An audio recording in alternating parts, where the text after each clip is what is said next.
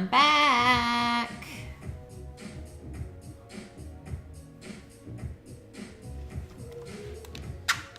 You guys ready to decorate a Black Forest cake? Just gonna grab some water before we start.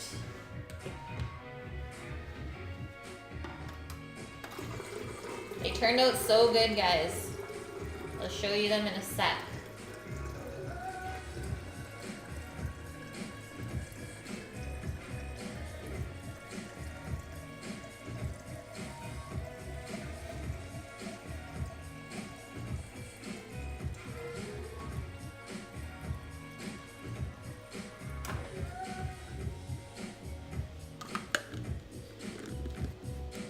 What is up, my people?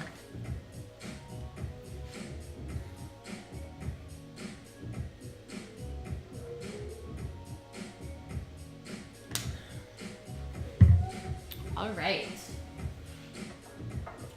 So my cake's just chilled for about 45 minutes in the freezer.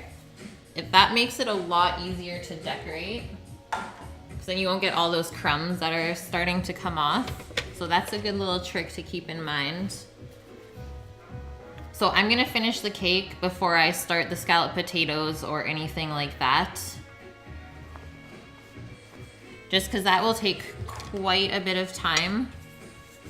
And then it can chill out in the fridge while I make dinner. And then right before dinner, I'll just cut it for you guys and we'll take a good look at it.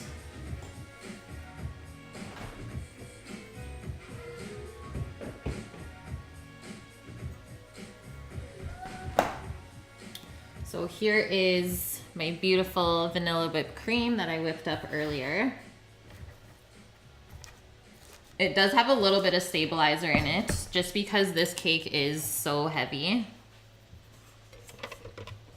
And for anyone that doesn't know what Black Forest cake is, it is a traditional German cake that is chocolate in the cake crumb, and then you fill it with sour cherries, some kirsch, which is a cherry liqueur, and then cover that in whipped cream and dark chocolate. It is amazing.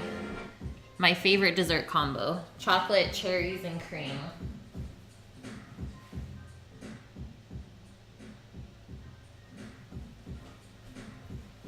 So I'm just gonna turn the cam down so you guys can watch me decorate it. I think that'll be the best thing to do.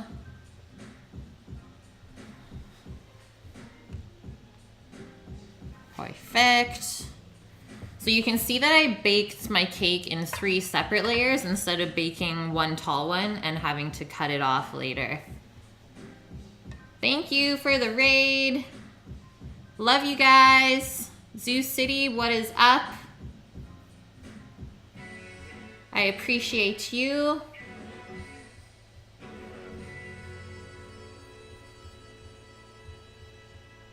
Annie's my man. Let's get this thing started. So I'm just gonna go around the edge of the cake just to make sure it's all loosened off the pan. And then the bottom shouldn't have stuck at all because I put parchment underneath. Those are both good. The barbarians. We hungry. Welcome to Thick Thursday, courtesy of Annie's. He has requested a Black Forest cake, so I said, hey, why not make this? I have everything at home.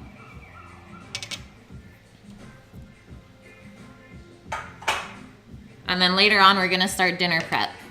I just wanted to decorate this cake first. So I'm actually gonna take the thickest layer and put that one on the bottom, just so it holds up really well to everything. So you can see how great this parchment worked. It didn't stick at all. And I'm just gonna lay that down on the plate. I also have a little cake turner, so that's what my plate is on. Aw, that's sad. Yeah, we were given this salmon a couple weeks ago. We did get it frozen, but it's still Looks super fresh and amazing. So first layer, we're not gonna put any whipped cream on it yet. We're actually gonna soak this layer in the kirsch. Getting turned up on this Thirsty Thursday. How much, do you ask? Well, when you think it's enough. That's all I was told. And I had a German teach me how to make this. So I kept putting like just a little bit on, and she's like, no, no, keep going. So I'm just gonna keep going and let it soak in. And then this is also gonna be the layer where we put the cherries on.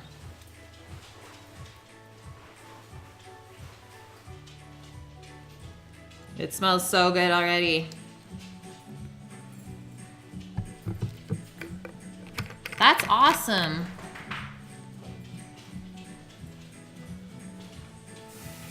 It's always good to meet some locals here on Twitch.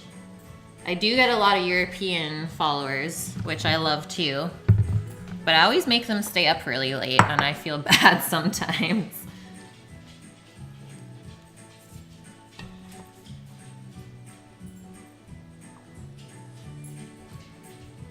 The glass drop. You're crazy.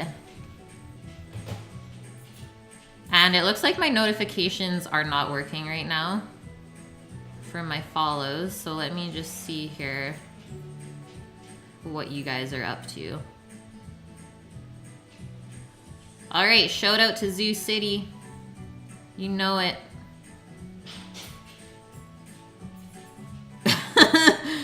Amy's is wild. Okay, it's cherry time, guys. So we want to cover this entire layer with cherries. So I just cut these in half, and you can probably find them at your local supermarket. These ones are Hungarian, but I always like to use the sour cherries. They just have a lot better flavor than just plain dark cherries. Guess what, guys? I get to make an emote for you. So I haven't really looked at any of my affiliate stuff that I have to do yet, but I know that I get to make an emote for you guys. So if you have any requests, let me know. I was thinking of making it an onion, just because you are the one that's always been in here with me.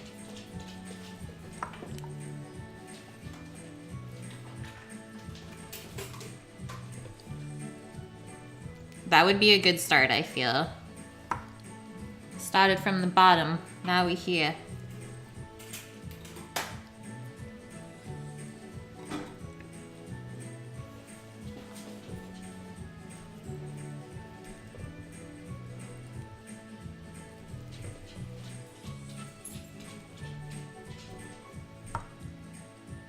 I know, man. I don't know what's going on, but I love it. Really appreciate everyone who is watching. I'm doing this for you guys, not just for me. And plus, it's always more fun when you're not cooking or baking alone. Okay, I think that's a good layer. Actually, I remember I was told to make all the cherries go out to the end, so I better make sure that I make it right. I don't want to get yelled at after stream.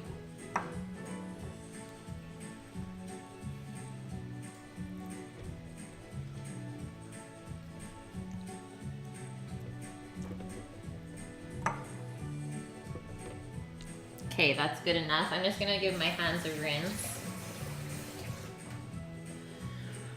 And now we can put some cream on it.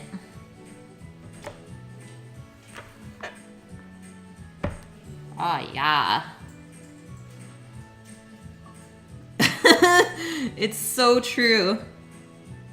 I usually have my dog in here with me. She's a good taste tester. But like, they're always gonna say your food is good. They don't know any better. That's why I need humans in here. Even though you guys can't taste it. At least you can learn something.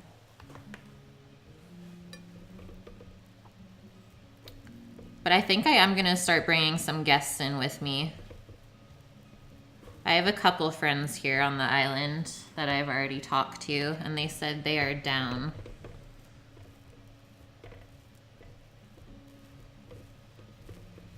So I'm just spreading the cream evenly over the cherries. You want to make sure they're all covered.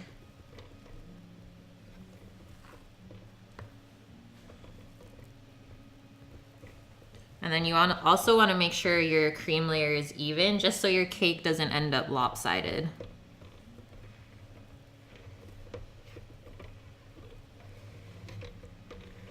And it's really fun to just like keep turning the turntable while you do this. I remember making this cake at school quite a few years ago. I had a blast.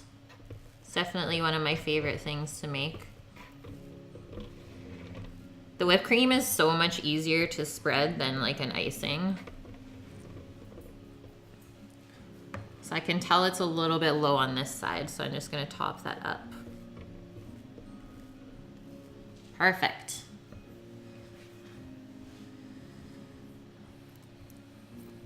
I know, it was so weird moving here from Vancouver. I had pizza withdrawals for like a month, and then I just decided to make my own. Oh, Matt, where is he? Tell him I say hey. So there's our second layer.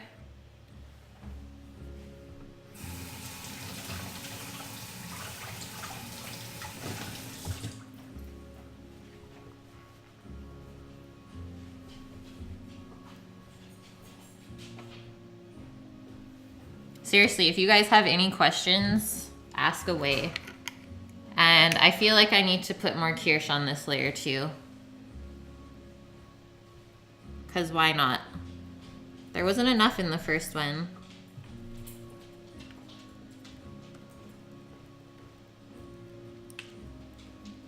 We're getting saucy.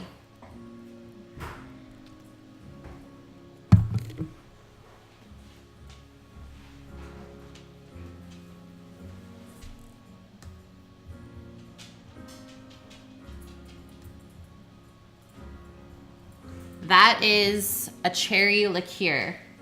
So this is actually brought over from Germany, from my boyfriend's family. But you can find it in like any liquor store as well.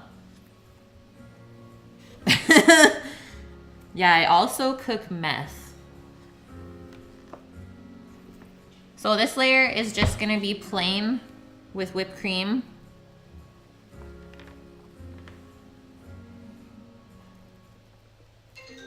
Oh, I don't know what that is. Just a sec, guys.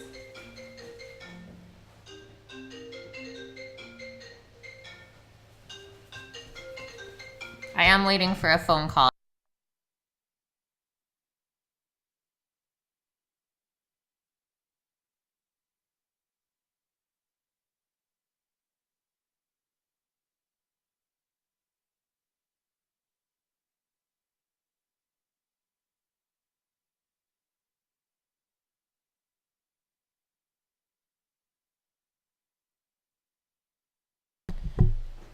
Wrong number. Throwing me curveballs, guys.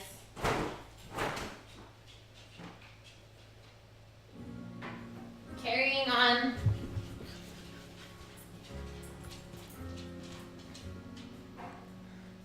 Yeah. Why does everyone just keep it that ringtone? It's always hilarious when you're out somewhere and you hear that and you're like, oh my god, it's my phone. But it actually isn't. But everyone still checks their phone. Remember when we used to buy ringtones? For like, what was it, 60 cents? Good old days.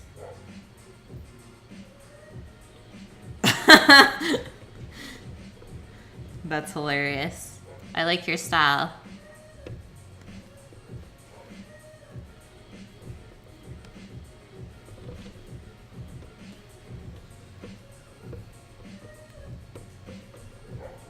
You don't need like too thick of a layer of whipped cream in the middle because you need quite a bit still to frost the outside as well. So just keep that in mind. And then you also need to decorate after with like the little dollops to put the cherries on top. I have a little piping bag here that I'm gonna fill after this. It's always good to fill that before you start doing the outside just so you don't run out. Okay, that looks even.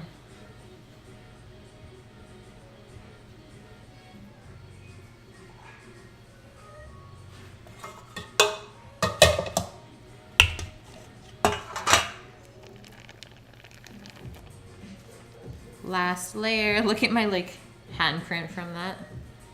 So this one was a little bit smaller. I already knew that going into it, but I didn't feel like going to buy another pan just for this.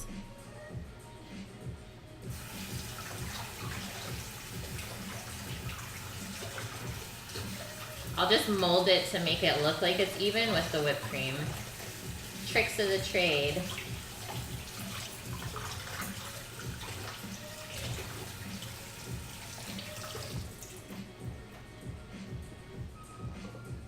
The sponge part is chocolate. Can you tell how spongy it is from like my fingerprint being left in there? So I am gonna fill, this is my piping bag. I just have it wrapped over like a cup so it's really easy to fill. Yeah, this cake honestly is not that sweet. Like there is not very much sugar in it, and with all the alcohol, it is very nice. And then the cherries are a bit sour as well. So all the flavors tend to complement each other. Quite nice.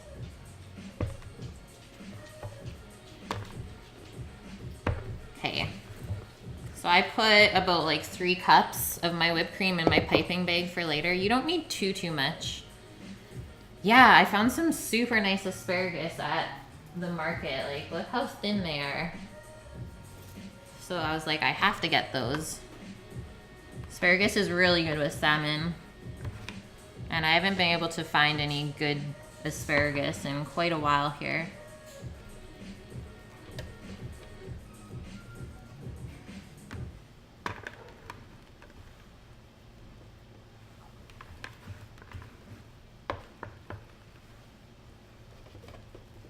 So I always start when I'm about to finish icing a cake, I start from the top down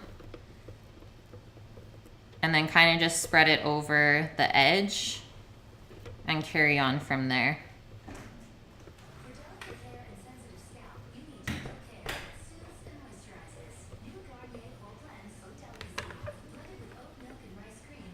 I do have quite a bit of whipped cream here.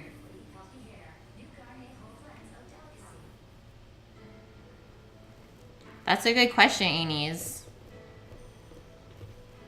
I'll have to ask Marianne after this. But she taught me to do the cherries just on the one layer. So that's what I'm doing. Because I know she's going to watch this after and make sure that I did it right. So now I'm just going to take some pretty big lumps of cream and kind of just spread it on the side there.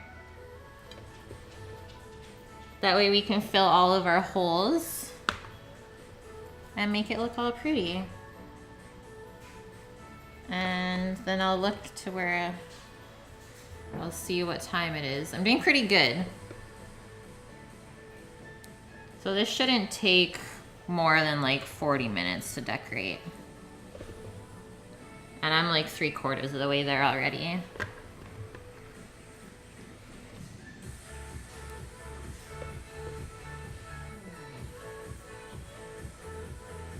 Now I'm just gonna spread it along the side.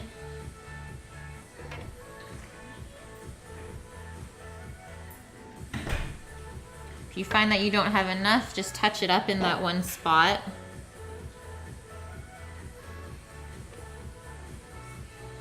But this shouldn't get too messy since we already like kind of froze our cakes. We're not gonna get the whipped cream too crummy at all.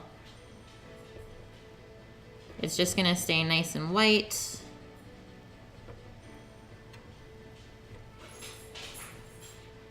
And the stabilizer definitely helped to keep everything really smooth.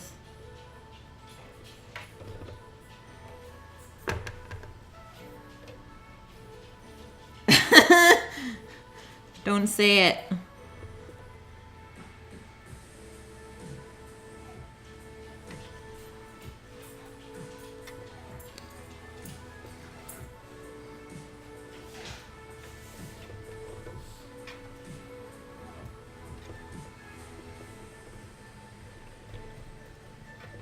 Oh, we got a cherry trying to sneak out. Okay, I'm gonna do like one more layer on the top here. Because I do have a little bit extra whipped cream. And then I'm gonna use a different spatula just to smooth everything out.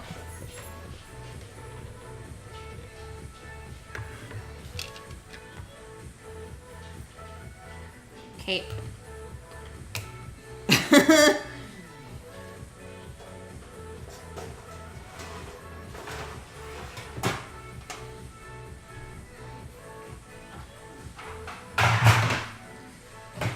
Mama C's doing stuff. She needs a sheet pan. Okay, I don't know if this one's actually gonna work just because my plate is weird. So I'm gonna take this offset instead. Be a little less awkward. This is what you're actually supposed to use to ice a cake, because you can just go off the top and spin it in a circle. And it should make it all nice and even. And I'm kind of just bringing it towards the outside as I'm doing that. I've done this a couple times though, guys, so if yours doesn't look like this, I'm sorry, but keep practicing. It's a little lopsided. Then we're gonna go around.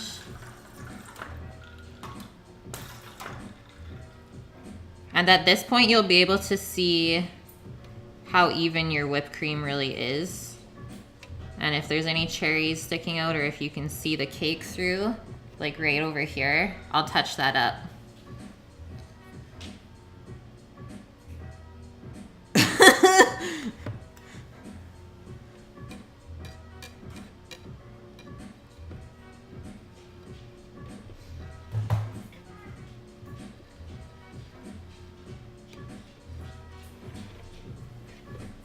You don't want any cherry peekers.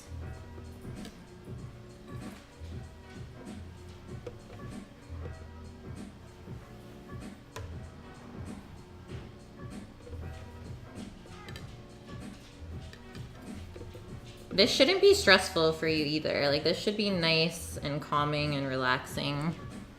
Definitely never decorate a cake if you're like under time constraints, because that's when it usually goes all wrong.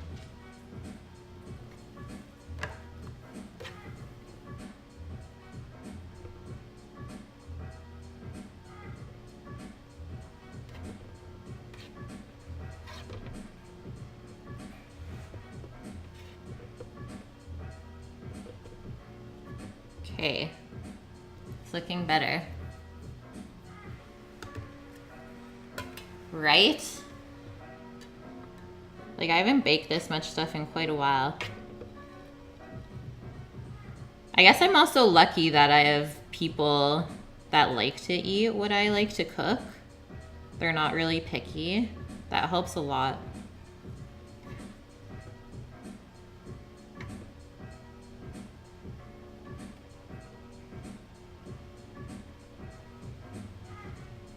So now I'm just going along the top part, and then we'll smooth out the edges here. Do the best that you can. I mean, no one's gonna say a cake is ugly when you make it for them. At least I hope not, because then I wouldn't give them any.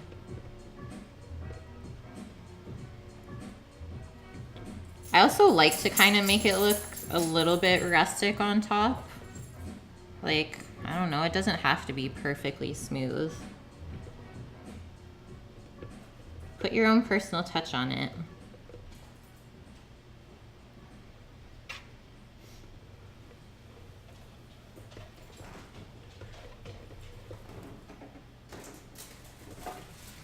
Okay, I'm almost done.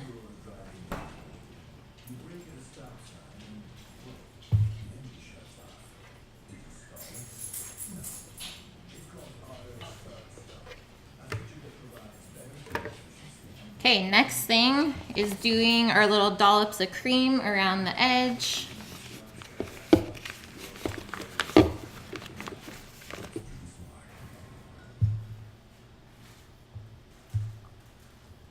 Nicholas, thank you for the follow. Sorry I didn't see that earlier. I'm really focused. And I have like a little star piping tip in here. I was kind of worried. I didn't know if I had my piping bag here, but luckily I do.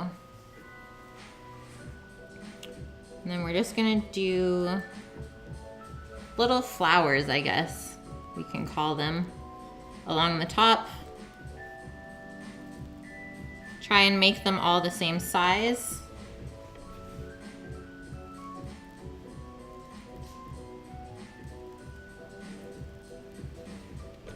And for anyone, put a swastika on top. I bet they did do that back then. For anyone that doesn't know really how to pipe, you should always be like pushing with the hand that's holding the top of the bag and then just guiding it around the cake with your other hand. So I'm left-handed, so that's gonna be opposite for probably all of you.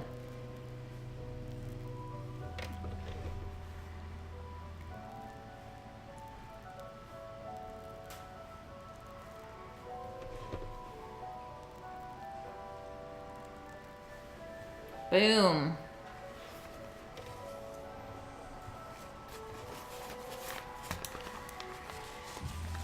Now I'm just gonna clean the bottom part of the plate and put little dollops down there too. So I have quite a bit of extra whipping cream.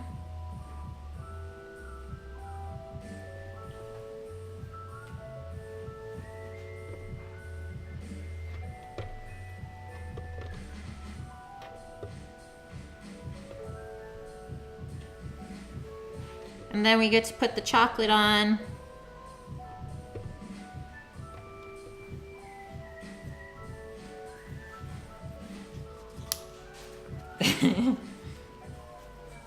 Where is Steph? He needs to be in here right now.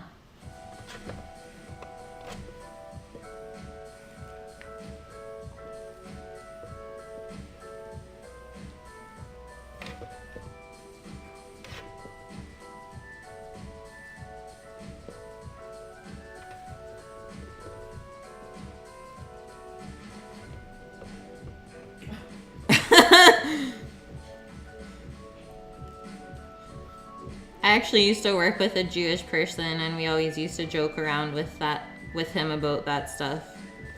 He was a cool Jew. But he did eat bacon, so I think that's why he was the most accepted. Thanks, Mia. Oh, Barrick, they're crazy sometimes.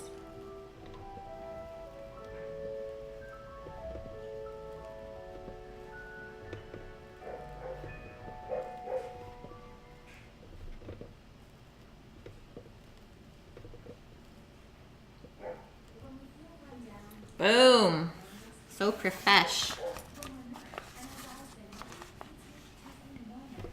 Okay, this little piece right here, I keep seeing it in the camera and that's like bugging me a lot. I don't know why, but it looks weird.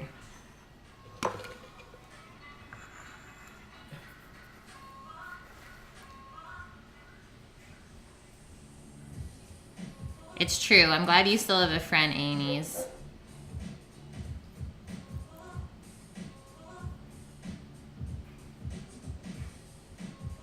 Reverend Wayne, thank you for the follow. Appreciate you. So now I left some of the whole cherries out of the jar. So I'm gonna put those on our little dollops. I only left out 20 though, I think. So I'm gonna count all of these first.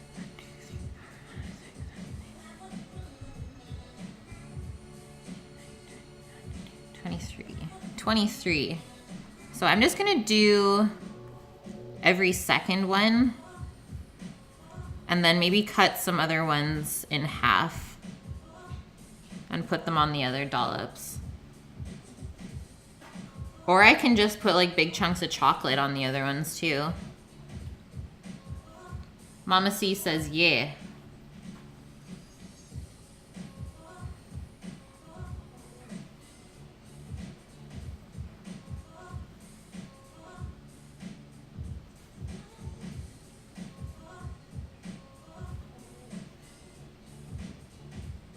See, I always hate when it's like uneven. Like now what? The whole cake's ruined, guys. I didn't do an even amount of dollops. And we're bleeding. Oh God. From the inside out.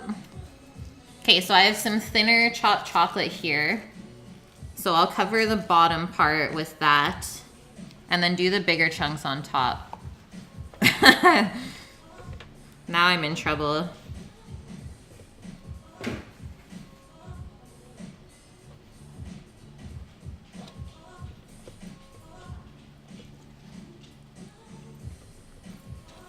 We're almost there.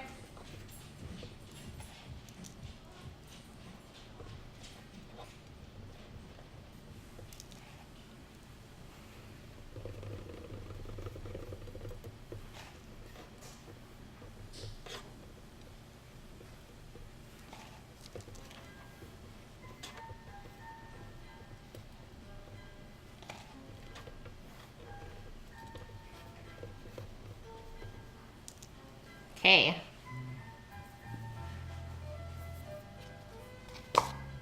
I feel like I've been pretty efficient, so I might make it through this.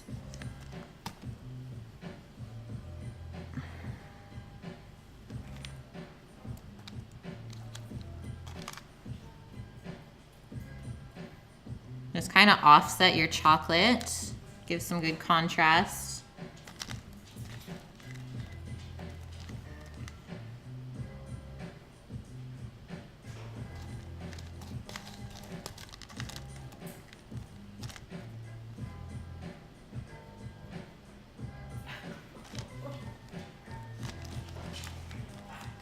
It's true.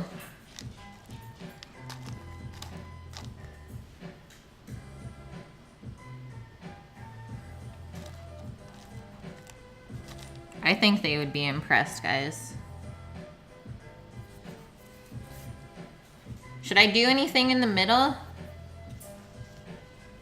I do have 8 cherries left.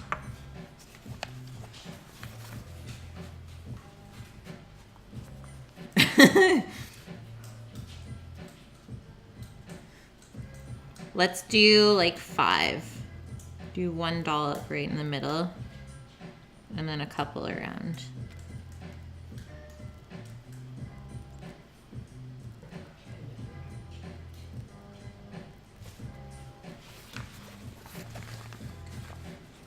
Get that onion right in there.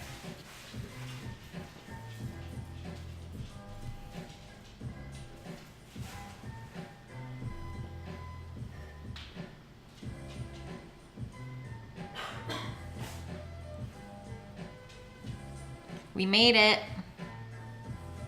We did it.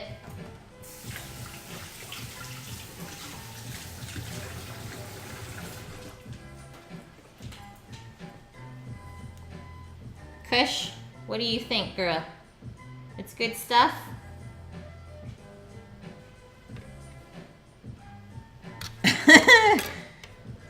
Gotta go for that close-up. Boom. What is up, guys? I love this part. It's just like bleeding. Watch out. This is heavy. Pickled eggs. Welcome to the stream. You came just in time. I just finished decorating. So I'm gonna let this chill for a bit before I cut into it. just so the cream can set up since it's been sitting out a bit. And let's move on to dinner prep, because actually it's only 3:11. That is not bad. Vader's, my man. I did all right, except for this little piece. The cherry decided to leak. So I'm gonna pop this back into the freezer, and we will come back to this in about half an hour.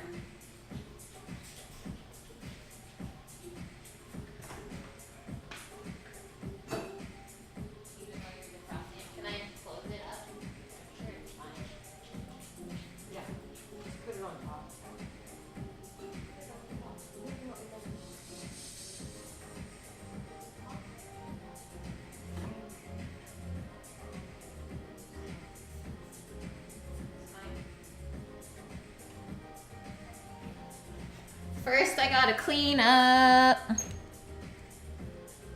a hearty meal. I think that is exactly what we're having today. We got some scalloped potatoes going down. I'm gonna cure some salmon really quick with sake. Why is my cheek like this? And also just have some healthy asparagus on the side. Just because scalloped potatoes are pretty rich.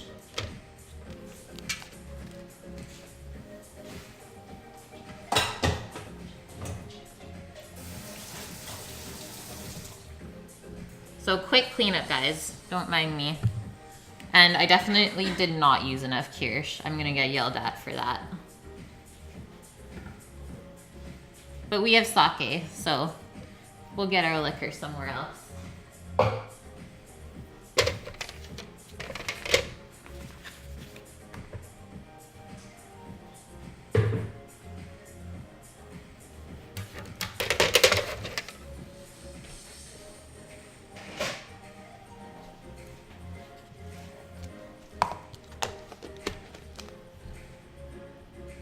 It's been snowing so much here.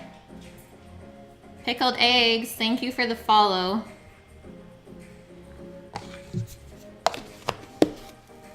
Like, I can't believe how much it's been snowing in BC. Luckily, we haven't seen any though.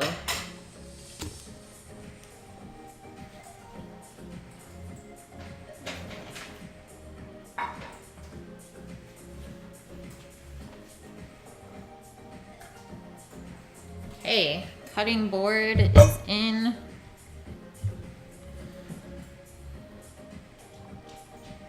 I will be cooking the salmon fully. I'm only going to cure it for about half an hour, just because it is a pretty small salmon. And then I'll rinse it off really nice, stuff it with some lemon and herbs, and then it should only take about 15-20 minutes in the oven. And the oven will be at 400 anyways for the scalloped potatoes, so I think it'll time out all perfectly. So first thing I have to do with you guys is go through just a couple of ingredients. I usually do like a little info session first, but I couldn't find honestly anything about where scalloped potatoes came from. So I got nothing today. All I know is that they're delicious, and if anyone does not know what that is, they are thin sliced potatoes layered in a pan with onions and cream and butter and cheese. Super, super good. Vader's, my salmon was actually caught in the ocean out here. So it is BC grown, wild. And I'm super excited to try it. It looks really good. I do have to clean it up a little bit. It came into us frozen. I'm pretty sure scalloped potatoes is French, or it's based off of a French potato dish.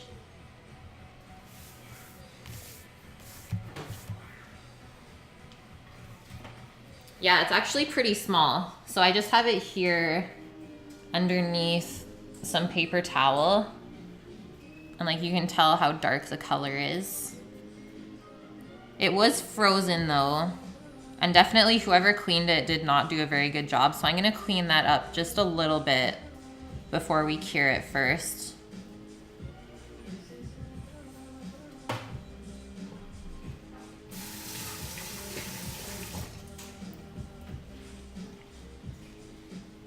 I'm gonna guess that it's coho, just by the looks of it.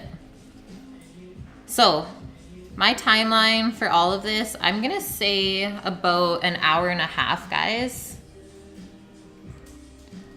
I originally did want to smoke it, but it's all rainy and crappy outside, so I didn't really want to go back and forth. So I'm just gonna cure it really quick with some sake and a couple spices, and then roast it in the oven. So I'll put the two fillets on top of each other, stuffed with some lemon and herbs, and I think that should be good. So I'm gonna say 1.5 hours for all this today, just because the scalloped potatoes take about an hour in the oven. I'm making a big dish, so a 9x13 pan. It does take quite a while to bake, but you have to do it properly. You can't rush it. Honestly, Tiger, I try to. I try to cook meals that you can buy in a restaurant, but for probably a third of the cost. Sad to say. It's true, Anies. Sake is pretty strong, but since I'm only doing about a half-hour cure in it, we should be good, because I'm gonna add some maple syrup and a couple other things to it. I've never seen Russian salmon, so that would be interesting. I'll look it up after for sure. And so yeah, the salmon will take about 20 minutes, I'm gonna say, in the oven. So everything should time out pretty perfect. For our potatoes, I have 12 medium russets, but if you have large ones, I would say probably need 8. And then 3 tablespoons of butter, 1 small onion. I have a medium one, so I'll just use all of that. It should go pretty sweet, just because we're baking it for an hour. 4 cloves of garlic, a couple of sprigs of thyme. I picked these from my garden just before this. And 3 tablespoons of flour, just to bring all of the sauce together and make it really nice and thick. We don't want runny scalloped potatoes. That's always sad. And instead of doing like all dairy in this, I decided to do a cup of veg stock with it, as well as 2 cups of milk. And then we have our 2 cups of cheese. So trying to keep the dairy down just a little bit, but I don't think that's gonna change anything. And then our salmon, so I have 1 whole salmon. It's not huge. That will probably only feed 4 people by the time it's cooked. And then probably a cup of sake and a 1/4 cup of maple syrup is what I'm gonna mix it with, just to sweeten it up a little bit. And that should give the salmon like a really nice crisp flavor out of the oven, or like caramelized. And I had some extra sliced red onion, so I can put that into the brine as well. Edric, thank you for the follow. Nice to see you here. And I'm also gonna do coriander and fennel. So not super strong spices, just something that'll kind of give a little bit more flavor to our salmon. And then the inside is gonna be fresh dill, parsley, and lemon sliced. It's true. I might take a shot. I did a shot last night too, though.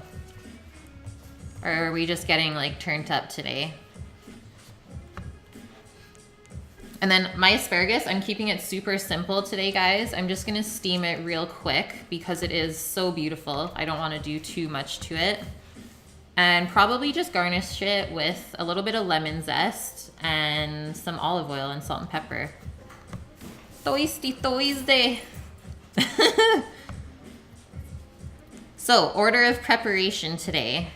I have to make the cream sauce for our scalloped potatoes.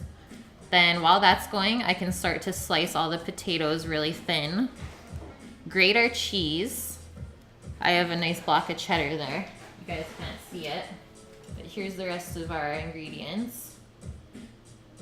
Kind of feels weird that you're upside down. And then we're gonna assemble our scalloped potatoes first, just because those take the longest to cook. And then quick cure the salmon for about half an hour, 20 minutes. Prep our asparagus while that's going. And then obviously come back to our salmon, rinse it off, stuff it, and then put it on the pan. I might have to tie it up together, I'll have to see. And then that's it.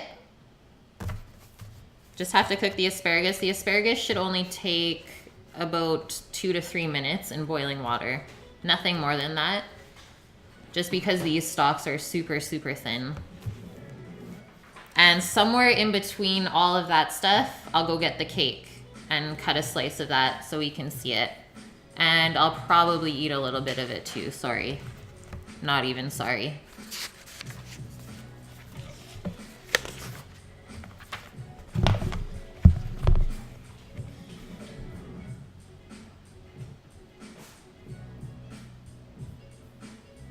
Okay, let's see if this is even good. I'll do a little bit, not a ton though. I have to smell it first just to make sure.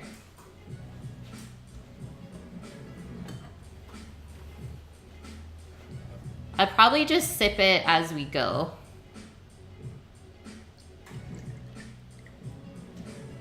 Now this is gonna make me wanna eat sushi. I'm going to use milk,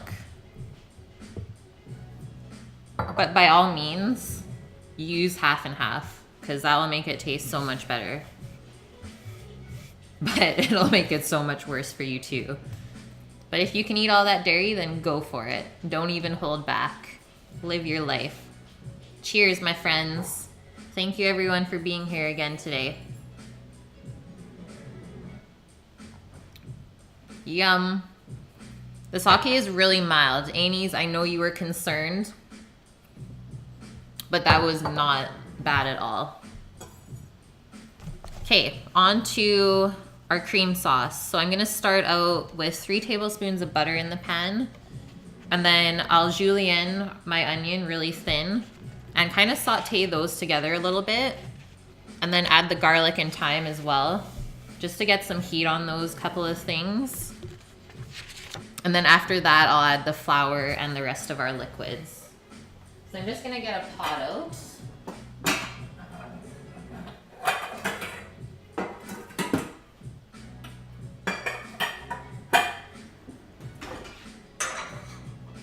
And grab my onion.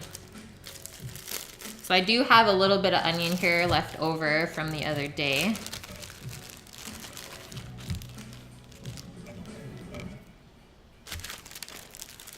It's true.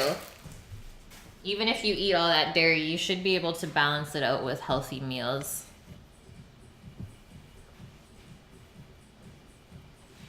It's all about balance. Onion number 6, let's go. So I should turn the camera down. Turn it down. So I'm gonna use this piece and probably only half of this one.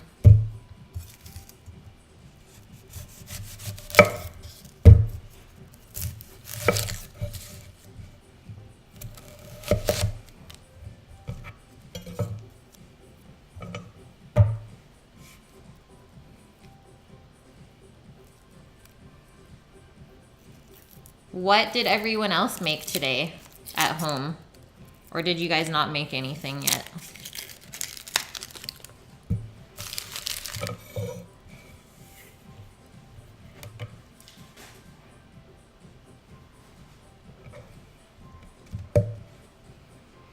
Okay, so starting from the one side, like always, we're just gonna follow the natural lines in the onion. Smoked ribs, yum. Yum, yum. What kind of smoker do you have?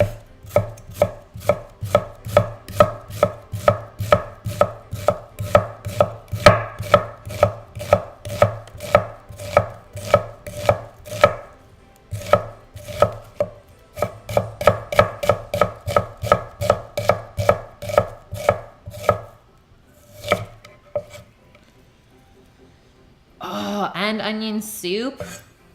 You're not actually having that, you onion fiend. But now I want to make that on one of the streams. I see where you're from now, pickled eggs. You invaders, this all makes sense.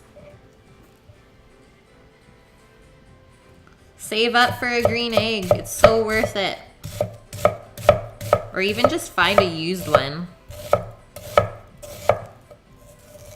I don't think you can really destroy them. Onion soup challenge. It's like one of my favorite soups, obviously, because it has cheese on it.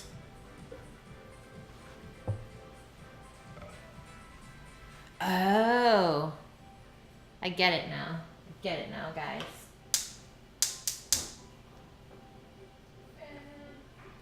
Okay, time for a cam switch.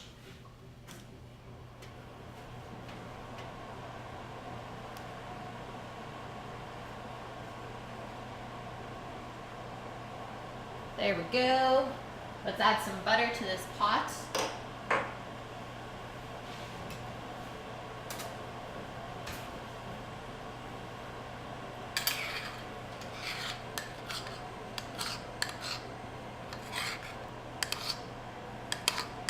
I have not heard of that name, so I'm gonna look that person up after. We use Franklin barbecue recipes quite often. I'm sure you've heard of them down in Texas.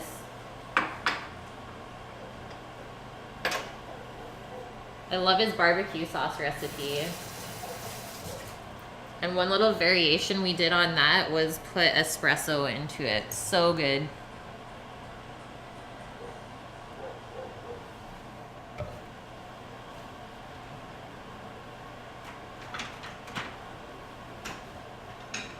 Okay, so I'm gonna get my garlic ready as well at this point, as well as my thyme. I have to take it off the stem and give it a nice little chop.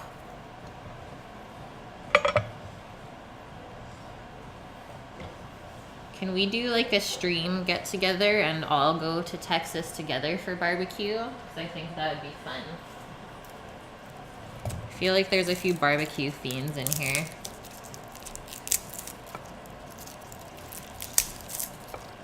And actually the smokehouse just burnt down, I think last year. So they've been working out of like sea cans. So sad. But they're still running. So kudos to them.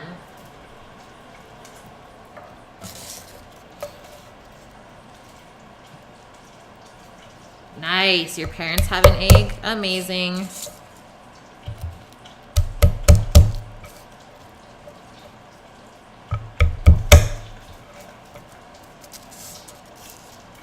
You know what, Garrett? It still counts as cooking because someone else is not making it for you. Sounds good, VC. The trust is there. Okay, our butter is popping. Let's add these onions.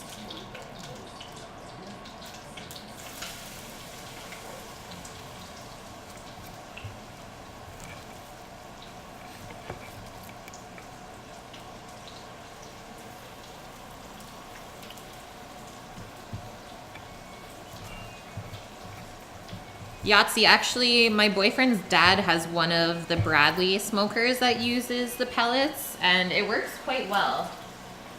He's been able to make like German speck on it properly and everything, so for something a little bit cheaper, I think it's still good quality. And you don't have to watch it as much, but I like watching the smoker and just like taking the whole day to babysit your piece of meat.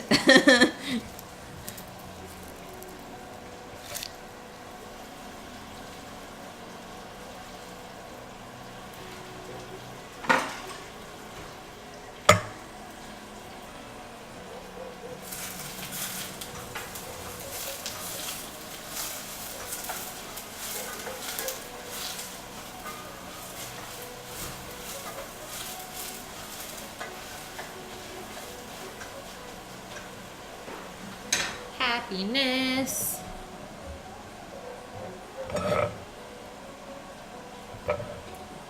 But do you smoke while you smoke? That is the question.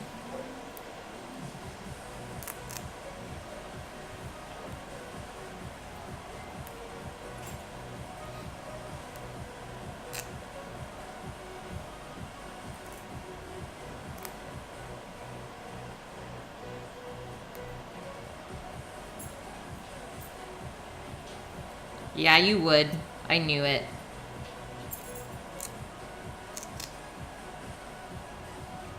I was wondering if you were still here, Amy's. I was like, did he leave or like fall asleep at the computer?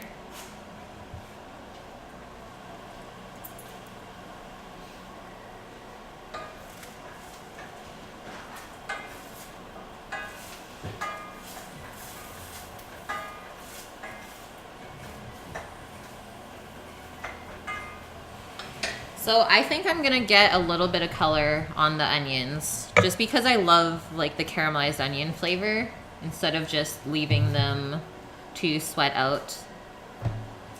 Smoky smoke.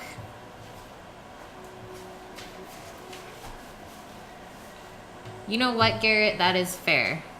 Because, you know, today is my Friday and tomorrow we are going to eat out. Because I like to take at least one day a week and not cook as well. So I feel ya. Monica! Good to see you in here. How's your day going? Yeah, pickled eggs. I like to dabble.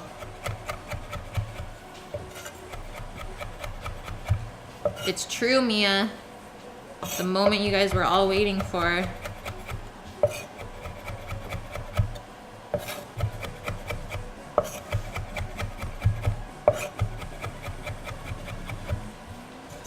Okay, so I just chopped the thyme up really fine. And I'm gonna give these guys a stir. Very wet, yeah. I think it's still pouring here too.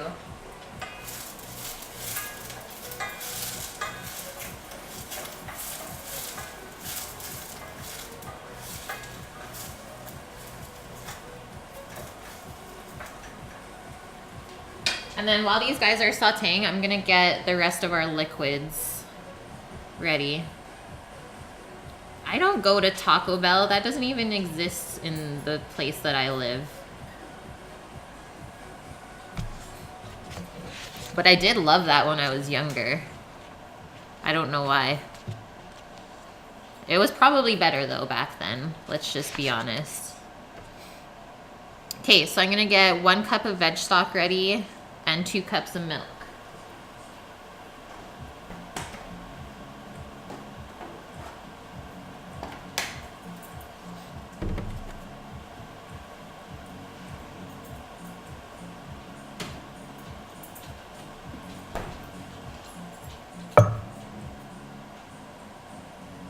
No, there is Taco Bell here. Just for some reason, Taco Time is way more popular where I live.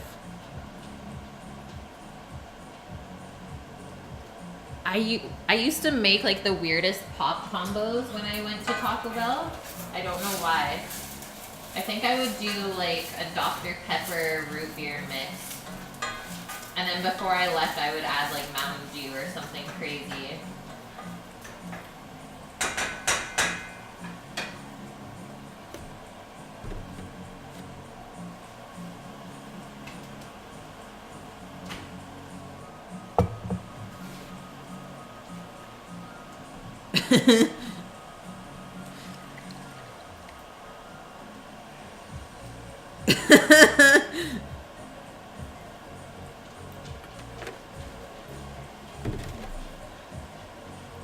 I have to allow this.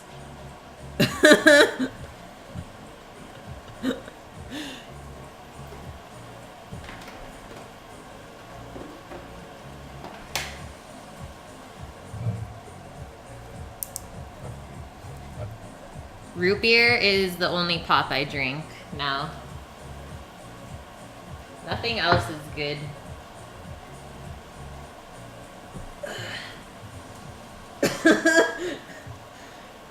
Guys, I can't open the jar. Look how red my face is. I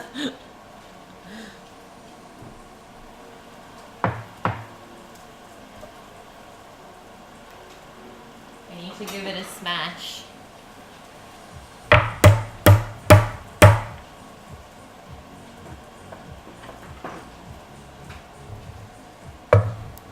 I don't judge. I know. Okay, I got it.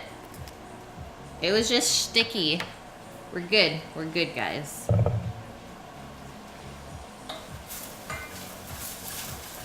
These are looking good.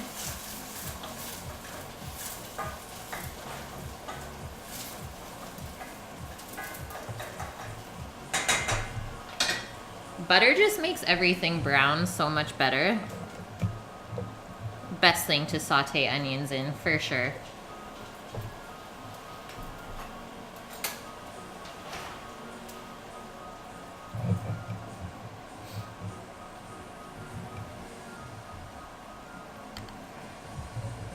It's true. There's only like one thing that I like to collect from America, and that is like fancy Oreos. I have way too many packages. Like, that's the only thing I usually go down there for. Yeah, that's definitely a God thing.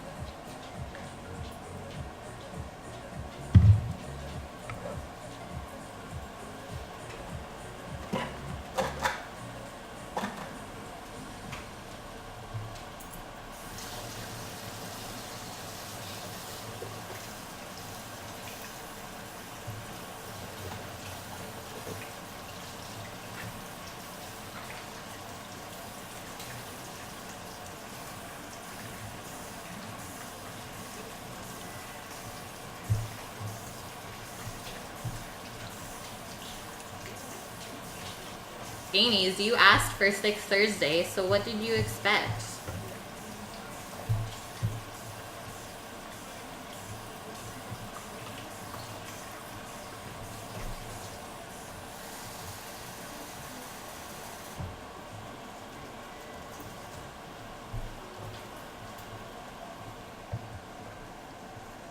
I'm just mixing my veg stock up in some warm water.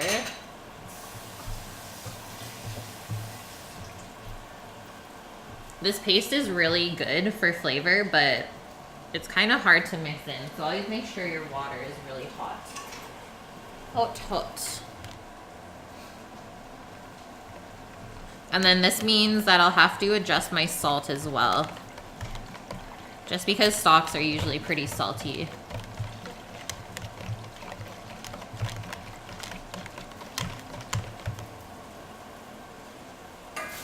Oh yeah. Now we're getting some color. Gotta push those limits.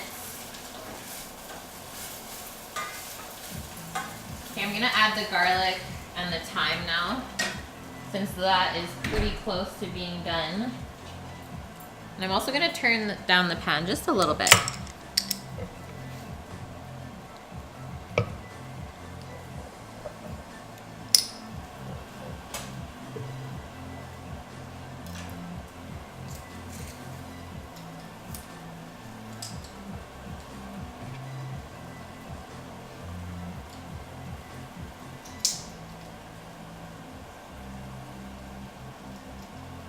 Biggest garlic cloves of life. Okay, I'm pushing this thing to the limit as well. It says no.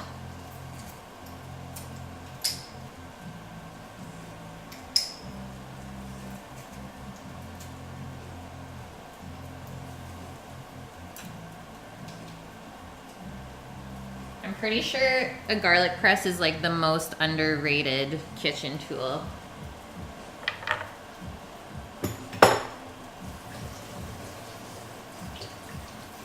Like, you'll never find that in a restaurant kitchen, and I don't know why. Because garlic takes forever to mince up.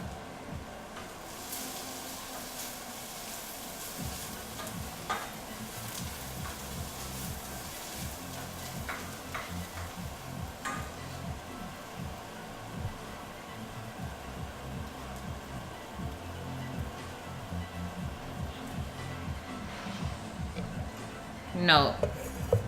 I love cooking at home and using that garlic press.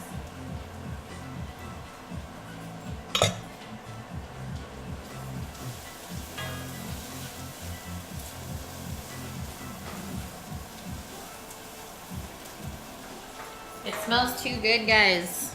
Too good.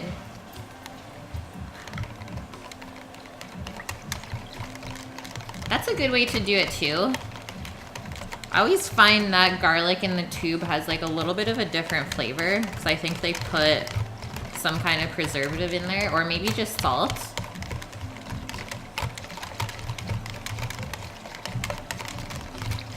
But there's a ton of different things to use out there. I'm not one to say what's perfect and what's not.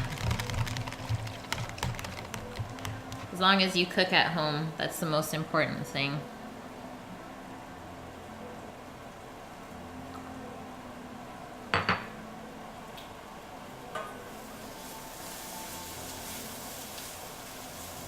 Okay, this looks good. I'm gonna add the stock and the milk now. And that's also gonna deglaze the bottom of the pan. So whatever flavor is stuck onto there from the onions sauteing with the butter, that's gonna lift off and make our sauce really, really flavorful.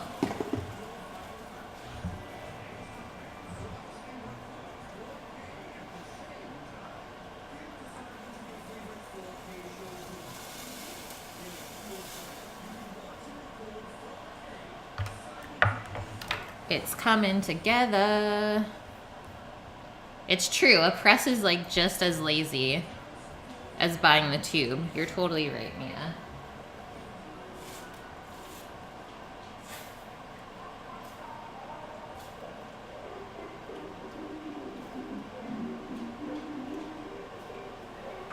So now I'm just gonna add like 3 tablespoons of flour, and that will thicken up the sauce a little bit.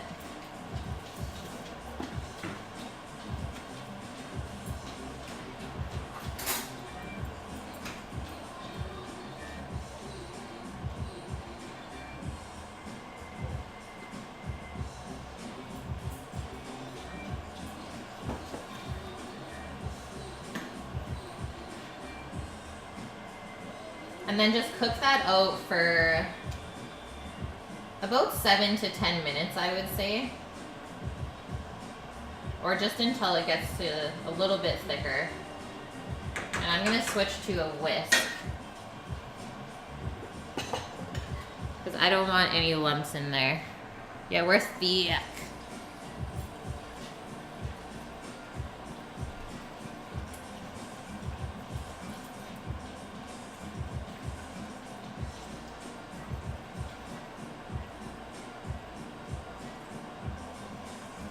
These are definitely not going to be like white colored scallop potatoes.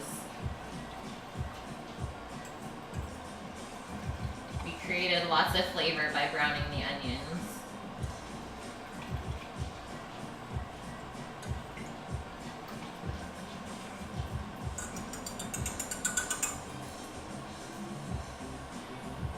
You guys know me, I always like to just kind of change up the recipe from the basic one. Make it my own. I always think, how can I make this better? And I thought that was a good idea.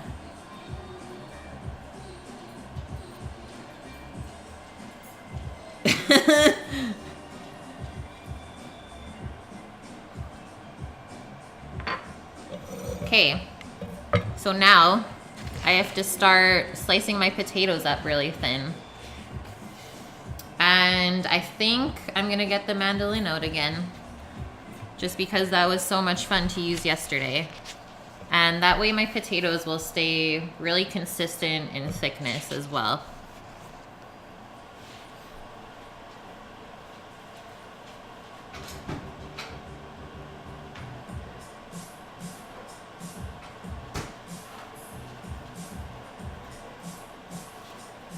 So, little mandolin, Ben Reiner.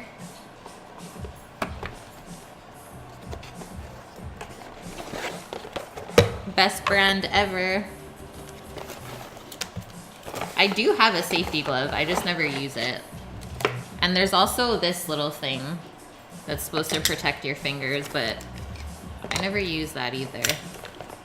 I ain't scared. So I think we're gonna look for about a 1/4 inch thickness on the potatoes here.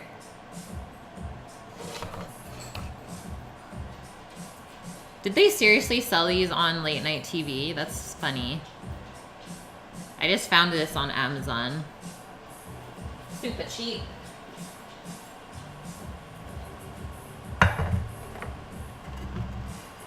I believe you. I do. I guess it's a European thing. We actually had a slap chop at one point. It was terrible. Nobody buy that thing. The only thing I could always imagine is just like randomly by accident chopping it on your hand or something. Like that's more terrifying than this.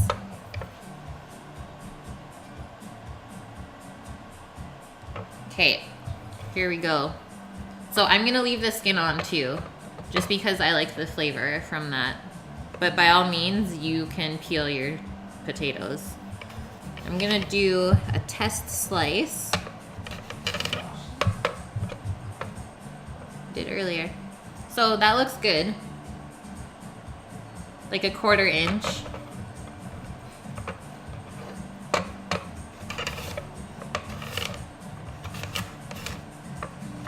And I'm also slicing it on the bias, just so the pieces of potato are bigger and you don't have to like keep layering over and over as much. And always be careful near the end. I always just like leave that little nub and cut it up after.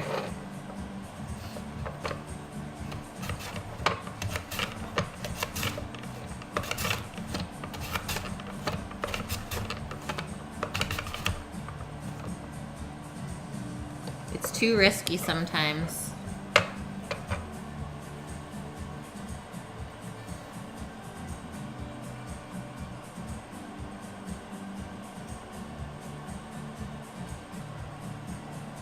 You're gonna want to keep stirring your sauce just a couple times because flour likes to sink to the bottom of the pot when you add it to a sauce and cook on.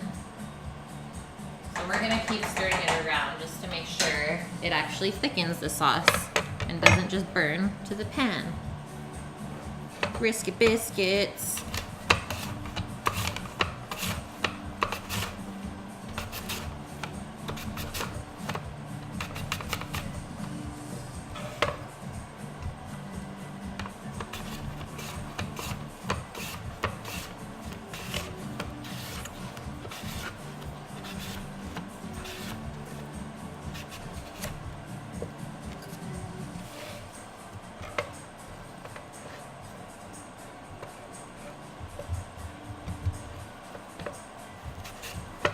And then another little pointer, guys, I just like measured my potatoes out to whatever fit in the pan. It's too scary. I have to reverse. I don't know why I wasn't going.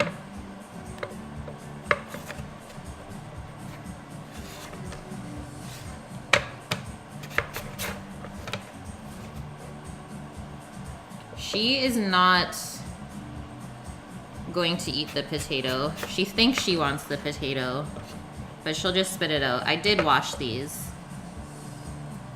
before the stream. And then if you see any like gross pieces, just cut that off. You don't want that in there.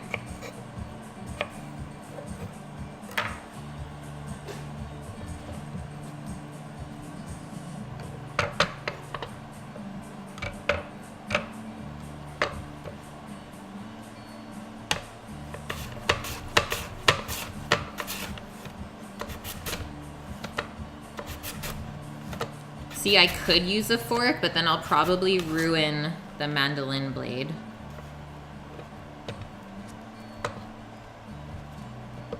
I could also not be a rock star and actually like use the thing that they sent it with.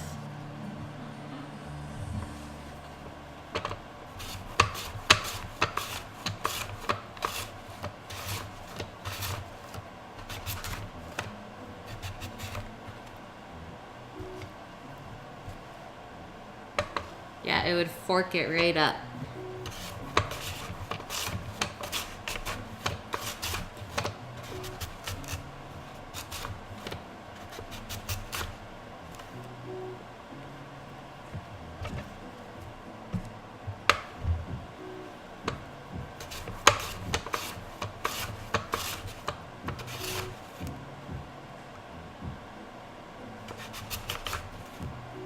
It could work.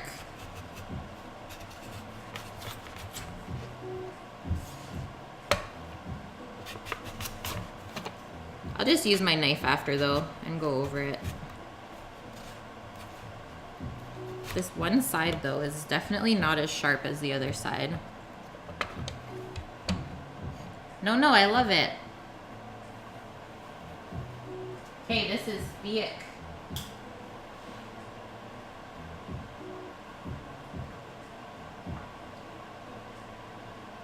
So that's okay just to chill there while we keep prepping the potatoes.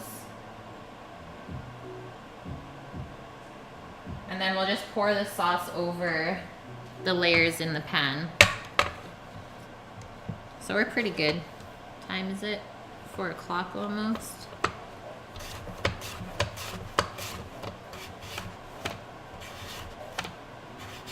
I should be done this within the next 10 minutes-ish.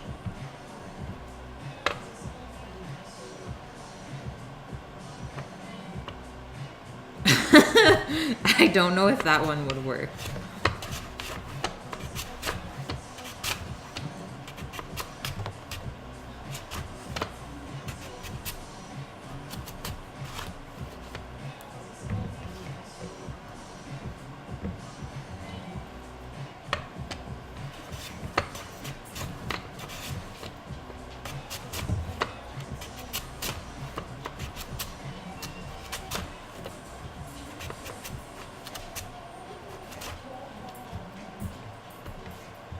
Okay, that's good enough for now.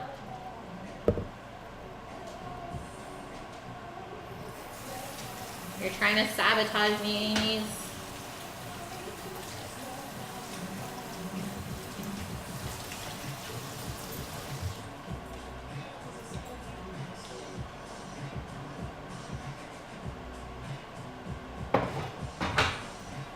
That's a lot of taters. So I'll do all of the sliced ones first and then clean up the ends afterwards.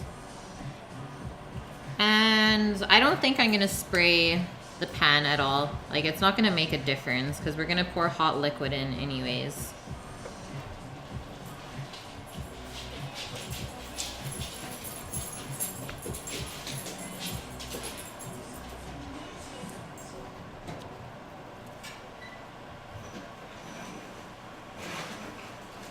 I was actually thinking of doing like some out of home streams, like going to visit farms and stuff. Just I would definitely have to get like a different data plan because that would use a ton. Can't pan for these taters, boys. We just can't do it.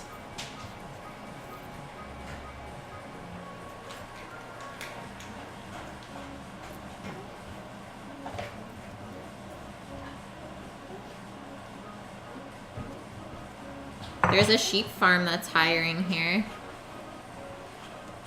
But it sounded too serious. I couldn't commit to that, so I just started this. Okay, let's turn this over here now a bit. Get both things going.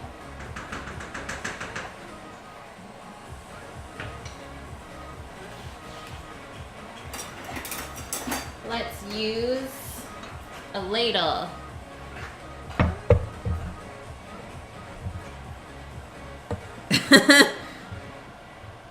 No, I'd be a terrible sheep.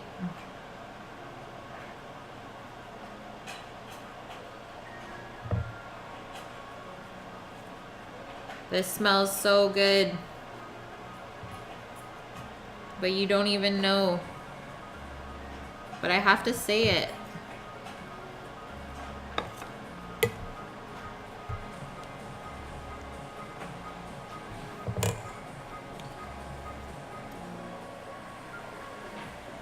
See? I always redeem myself.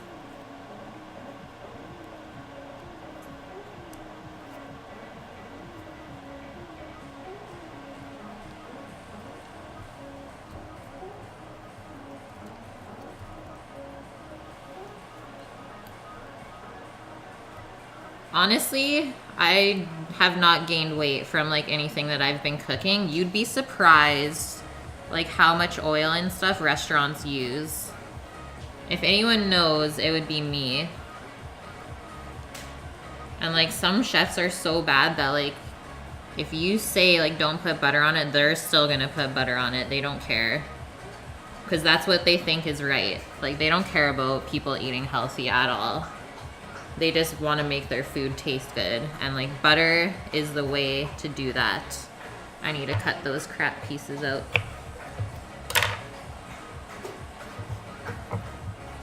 Because like this is going to make probably 12 portions. There's no way that you're going to eat this in one sitting. Well, I hope not at least.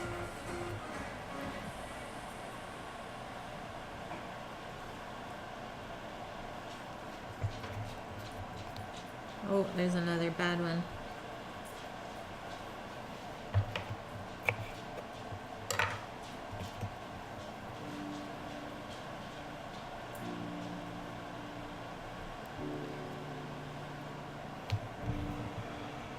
Yeah, so you for sure understand then.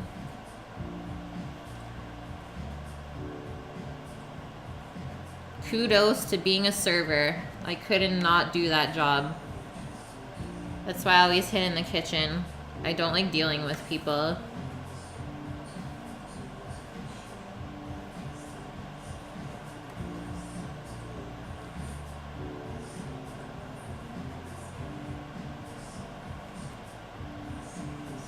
Okay, I'm gonna put the cheese on this layer too, before I forget.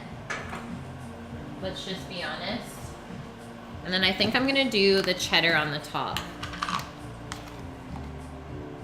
So if you guys watch my pizza stream, I'm gonna use this leftover mozza and just tear it up to put on top. So this is when it's gonna get dirty. It just went from healthy to definitely not healthy.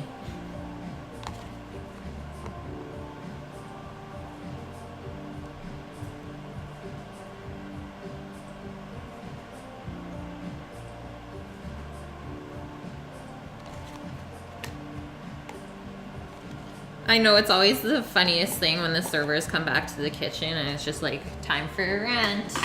Let's hear it.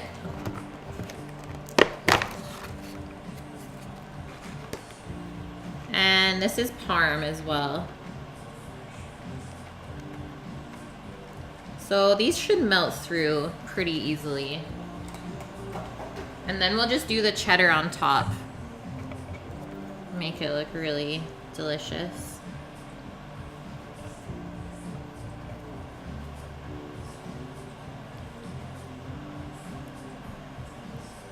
Plus, you can't really beat the way that like cheddar browns up in the oven. That orange color. It's mesmerizing.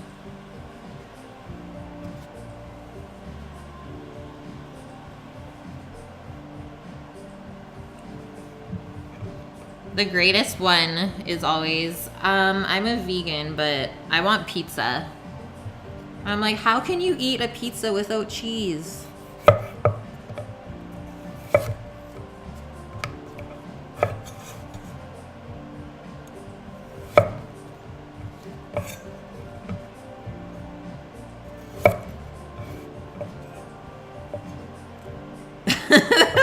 Now we're just ripping on vegans.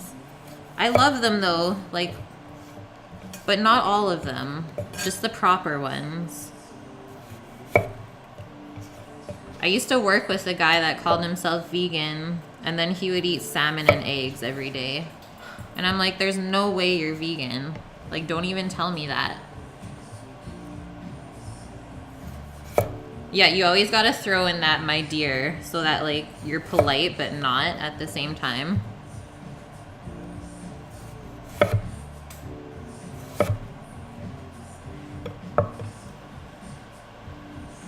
Almost there, guys. I can tell you're a good server, Mia. I would want you to be my server.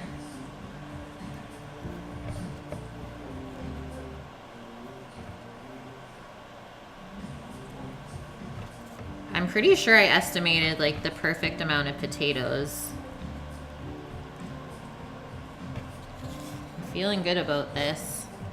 Okay, all of these ends I'm probably not gonna use for anything else. Right? New fad, an all-carb diet. Boom. And everyone's gonna go wild.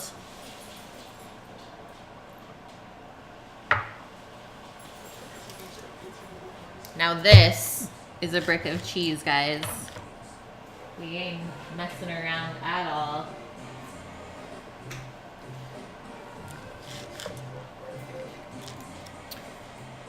Yahtzee, I used 12 medium potatoes, but one little pointer, all I did was like lay out my whole potatoes in the pan so that it filled the whole thing.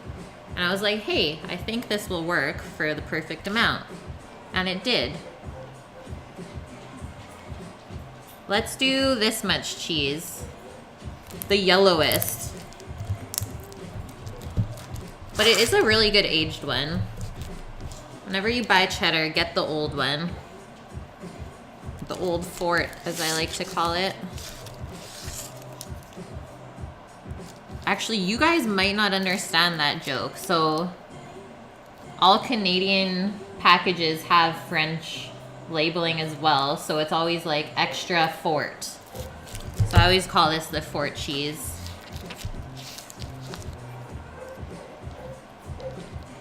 $20-kilo bags of taters. I mean we can. Haha, cheese fart. What did we buy the other day? Like a 10-kilo bag, I think.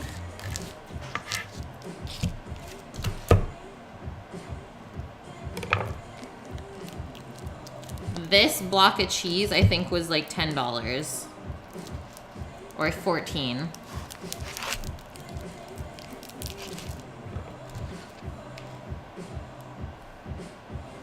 And I've been asked for someone to have a cheese slice to share with Posh. Oh, then we need two, I guess.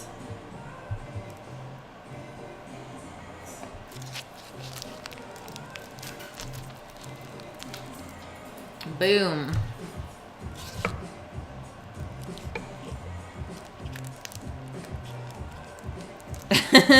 Bringing you back to the good old days. Love it.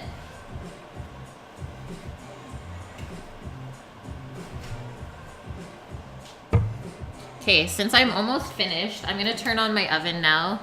So 400 Fahrenheit.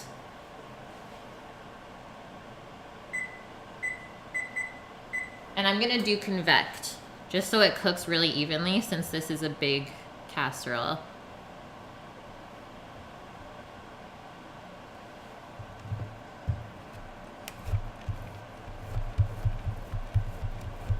Oh, I won't forget the cake. After I put the taters in, I'm gonna go get the cake. Does that sound good? This block of cheese is 1 kilo. And it's an aged cheddar. And it costs $13.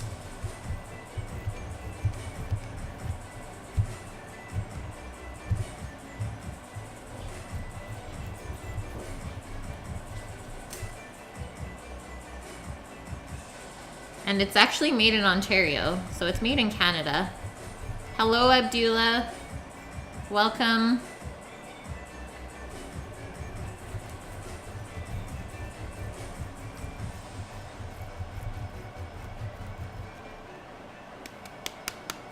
Now I put too much and it's stuck, guys.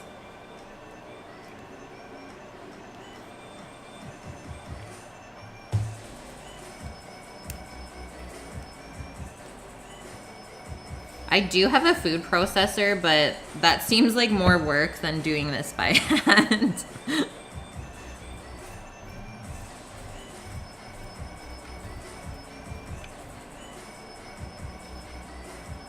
Plus the best part is like this little end piece that you get to eat after. Let's just be honest. Spank it all out. Good to go. Okay, last bit of sauce is gonna go on now.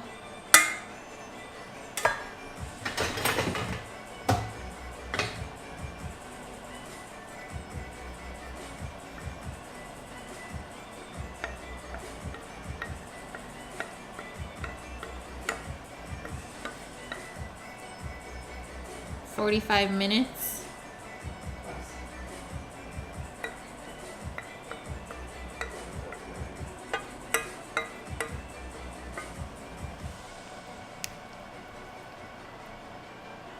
All the sauce is gonna bubble up anyways and like steam the potatoes, so don't be worried if it doesn't cover the top entirely.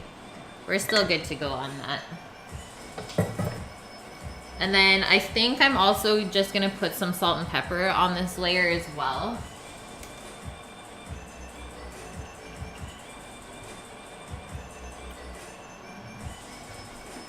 The sauce is more sweet than salty from the onions. They do, Mia, and I'm also going to cover this with foil for the first half hour. And then take that off after that. Thank you for the follow, Abdullah. And then once we take the foil off, that's when our cheese is gonna get all nice and brown and gooey.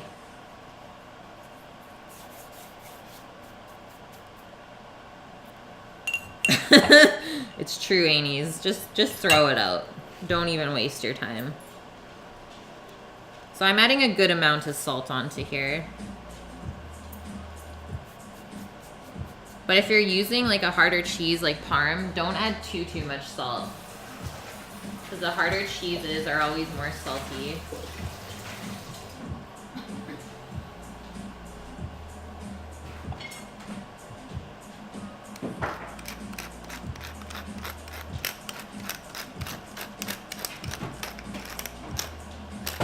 Healthy dose of cracked pepper.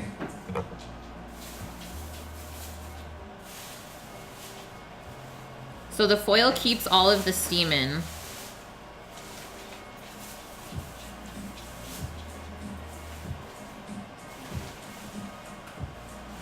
And that way the potatoes will cook, but the top won't brown at all. Because an hour at 400, like your cheese will probably burn within half an hour. I'm doing pretty high heat. And this is getting cheesy and I love it.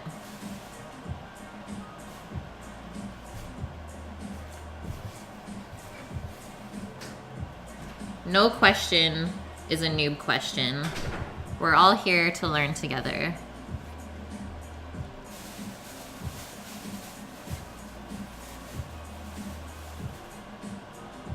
Okay, that looks good, guys. So good.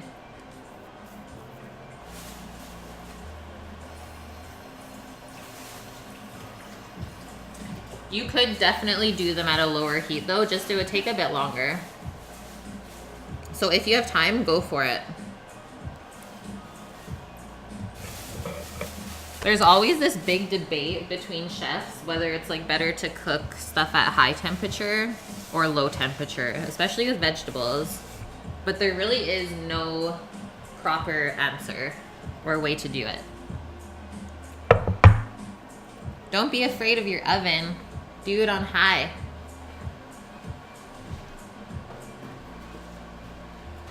So now I'm gonna foil this guy. I know, hey, burnt cheese is the worst. And the smell is just terrible. Are you saying Celsius though, Amy?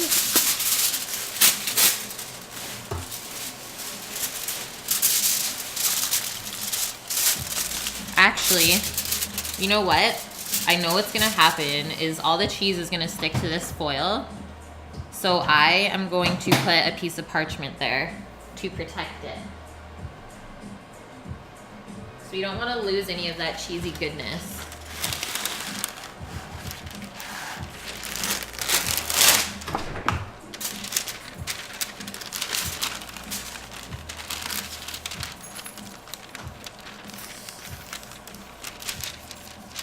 like a so.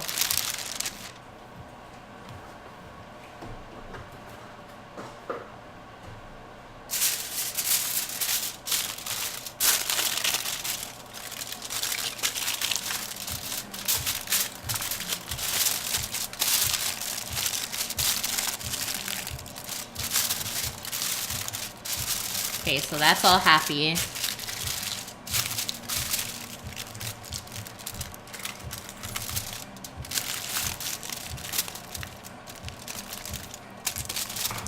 Hello, Sunweb. What is up? My oven hasn't yelled at me yet, so I'm not gonna put that in quite yet.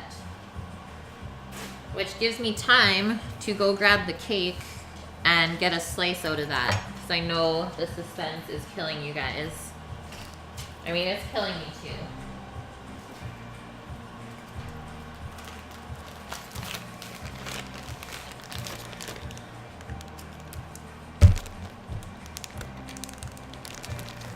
Actually, there is a difference for the foil. I mean, supposedly. Apparently the shiny side is supposed to go out. It helps, like, I guess, absorb the heat better.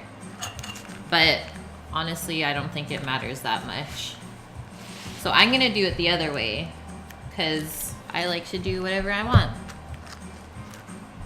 You know what, Reverend Wayne? I think you should.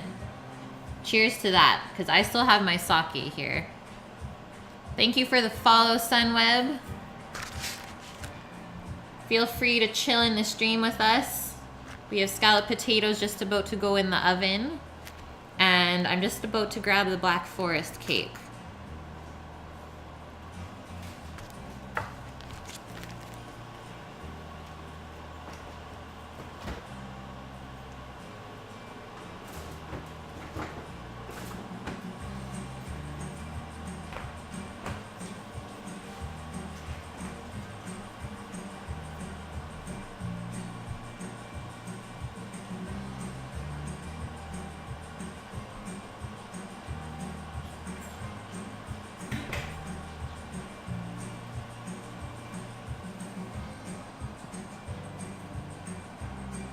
I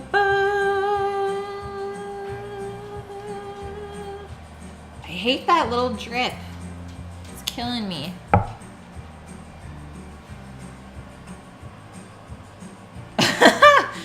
Greatest clip ever.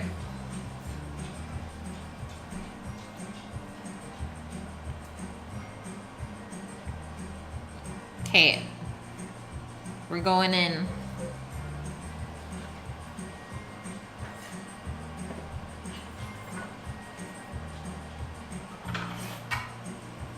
Let's use the biggest knife ever. And I see where I'm gonna cut. But you know what I'm gonna do? I'm gonna just take out this one cherry, because I know it's gonna get smashed anyways. And actually, before I ruin this, I have to take a photo just for social media real quick.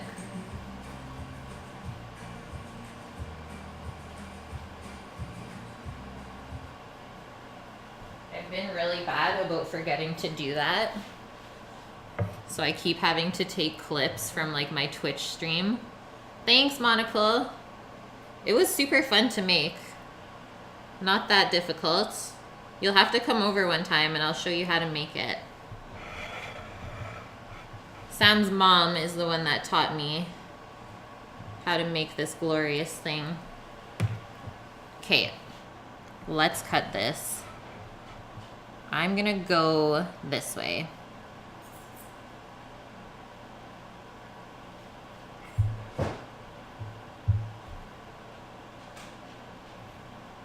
Oh, it's smooshing.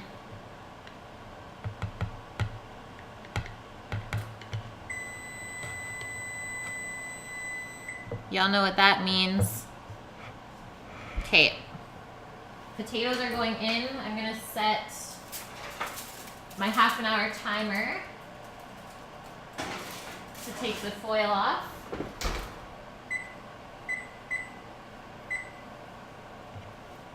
And let's get in I'm just gonna cut a little piece off here, I think.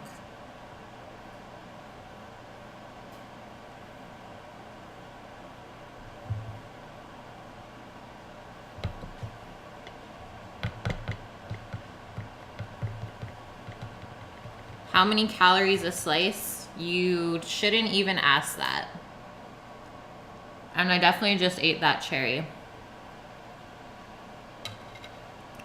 Calories don't count when you're eating Black Forest cake.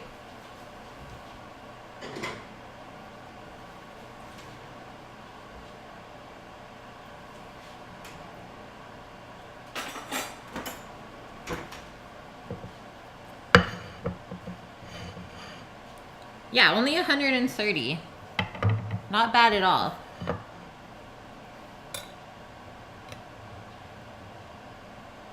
Ready? Are you guys ready? Ba, ba, da, da. Like, that's a thick layer of cream and cherries. Can I get it off of here though? Holy guys. But even just looking in here, it looks so good. Get it away. Just throw it out. Start over. Kate. I'm going in.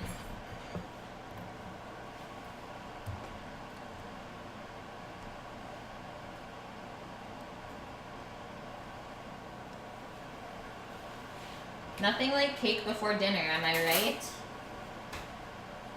Of course I am right.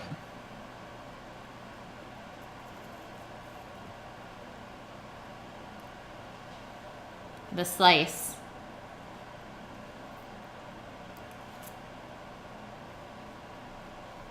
Mm-hmm.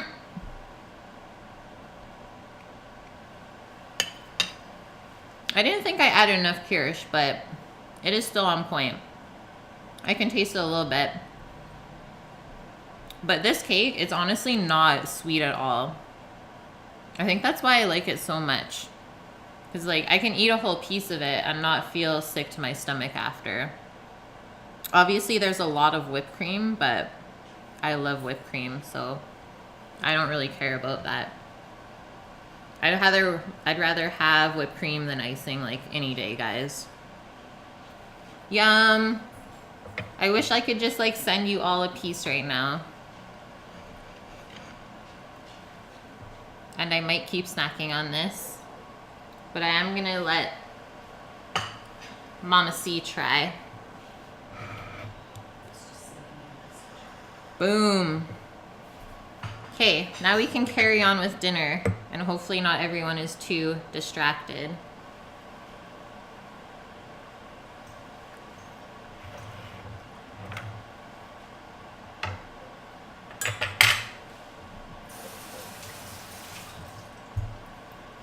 I got a thumbs up. I guess I did okay. Monocle, honestly, if you want to come over for a piece of cake, by all means, come over. Because there's no way that we can eat this big cake. I know, Mia. So sad. Okay, I'm going to go put this back into the freezer. I'll just be right back.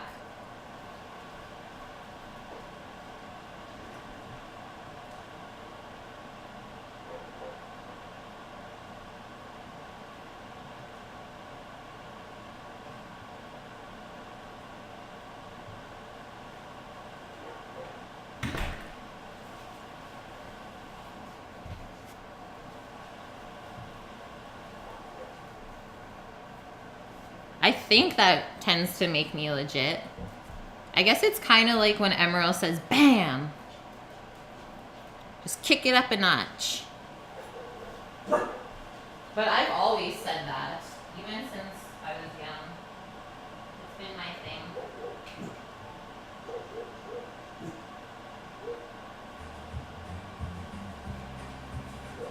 Okay, so next thing we have to do is quickly brine this salmon. Amy, what is the second one? Onion cake? I can't keep track. So our brine, a little bit of sake. I'm gonna do just a touch of red onion. I think I had that left over.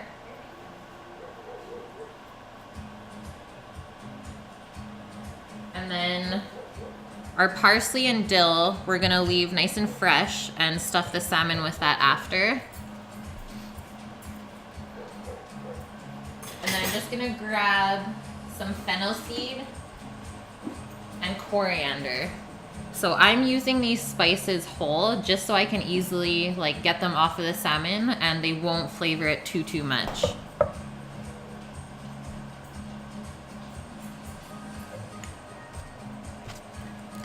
And then I'm also going to just grab some maple syrup out of the fridge for a little bit of sweetness.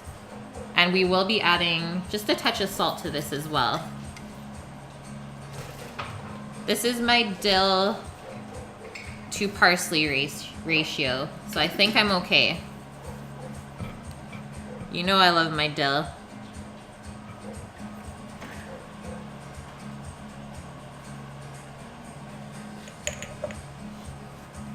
So what I'm gonna do is I'm just gonna heat up the maple syrup in a pot, just a touch until it's warm. And that is gonna bring out the flavor of my dried herbs. We don't wanna heat the sake at all because that'll cook the alcohol out, so don't do that.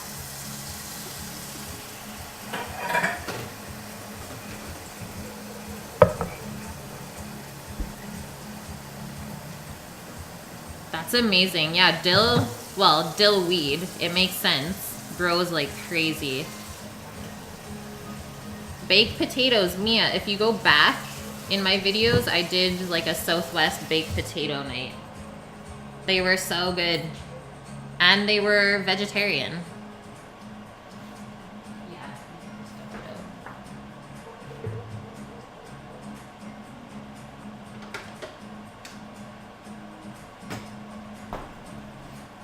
So here's my jar of maple syrup. Yeah.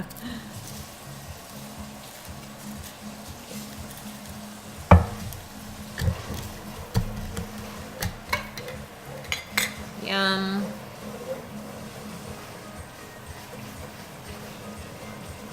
I always feel very Canadian when I use maple syrup. I don't know why.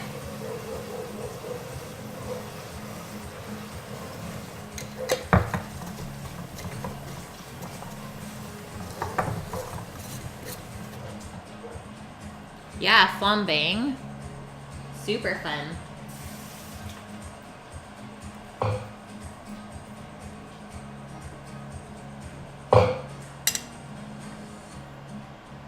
That is awesome, Reverend. I'm jealous.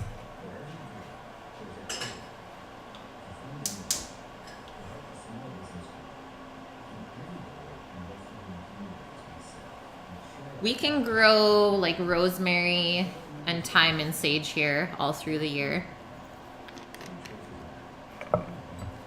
We're pretty blessed that way.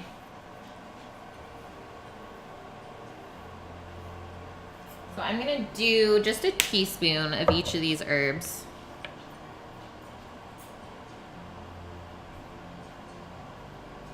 Sounds good, Annie. Have a great night's sleep. Hopefully see you, actually I won't see you tomorrow. Sunday. You know what we're making Sunday? Pierogies from scratch.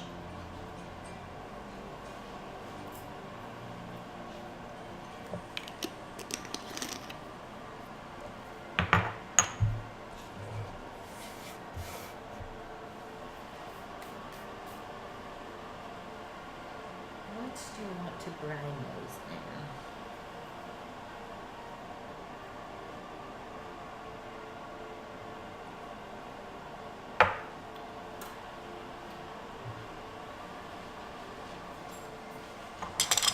I think I'm just gonna keep my salmon on this sheet pan and just pour, I guess, the brine over it. And then flip over the fillet halfway through. Games, we have to add a couple mods for the follow just because I'll be playing off of a widescreen monitor and they don't have that ability on Fallout 4 yet. So I'll definitely let you know when. We'll probably download those things this weekend, let's say.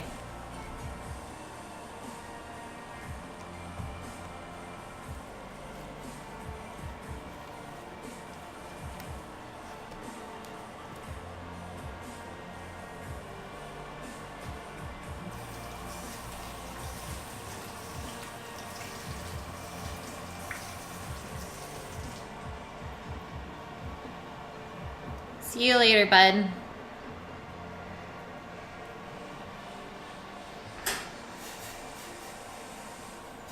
Okay, so syrup is already boiling. Now I'm gonna throw in just a couple of the red onions to get the flavor into there. You don't need much. Give that a little stir.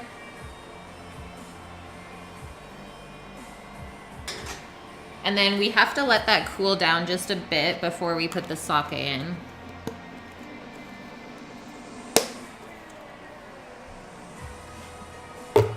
I'm trying, Mia. I'm trying. I honestly don't really play video games that much, but that was gonna be like my just for fun thing in the mornings. So I'll see if I actually do it or not.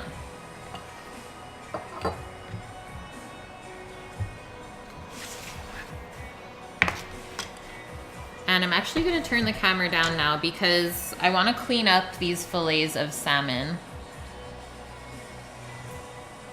Because you guys can see where it's like the belly is still attached there, as well as one of the fins.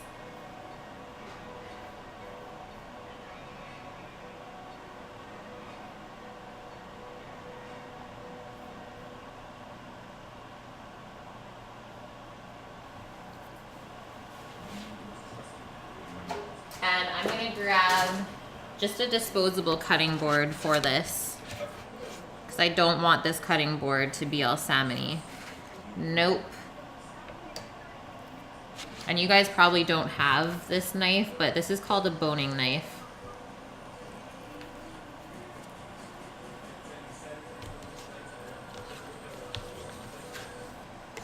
So we're just gonna trim off this little bit because I can feel that there's still a belly bone there, and I don't want to gnaw on that when we take this out of the oven later.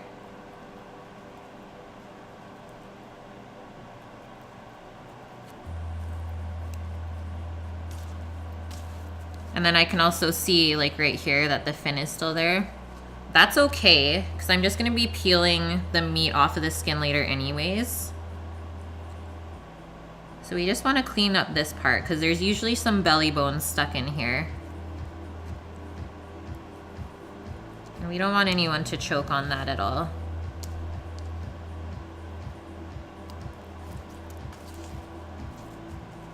But I might just cut off that fin because it's giving me troubles. This is one of the smallest salmons I've ever cleaned, by the way. Usually they're like 3 times this size. Oh, I'm flinging salmon everywhere.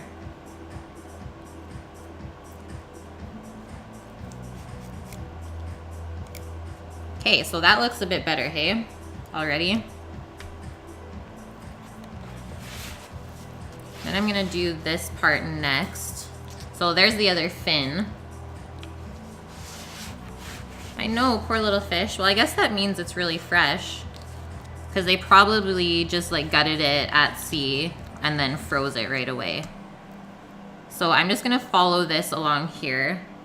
Since this part is thin anyways, I mean, there's not much meat to be lost. And then even it up with the other side. Ta-da! So that side's clean. And then I just felt all of this. This is all bones along here as well. They are a lot bigger when they're farmed. So you'll definitely find like Atlantic salmon is huge.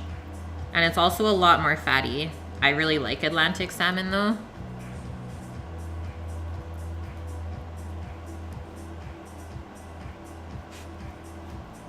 And then try not to really touch the flesh too much, because it is a very delicate fish.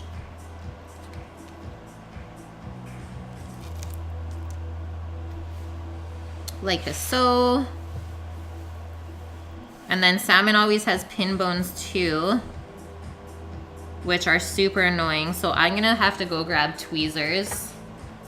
Monocle, we actually got the salmon from one of our neighbors. They went fishing. So I'm gonna leave this fillet and leave the pin bones till the end. And I'll do both fillets pin bones at the same time. So you can see this salmon was like a little bit beat up when they were cleaning it. It should not, the flesh shouldn't be tearing apart like that. So, other side again. Just run your knife along the line of bones.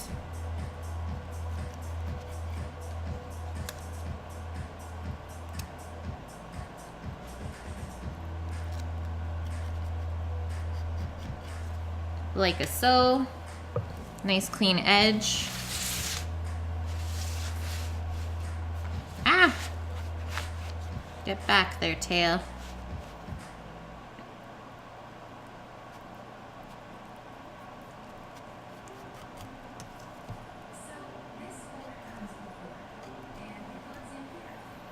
And then back to our belly fat. You just want to get under there. Try not to lose any meat if you can, because the belly meat is usually the best because it is so fatty. If you need to do a couple swipes, don't feel bad. Practice will always be perfect though. You'll get there one day.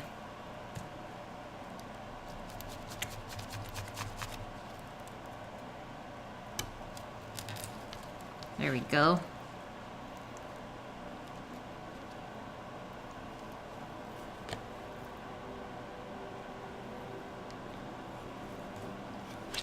Boom.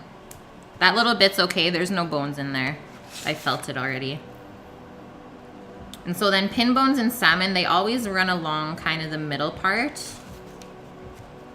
And they are pretty easy to take out. So I'll show you how to do that next. I can leave the tail on here as well. That's not gonna hurt anything.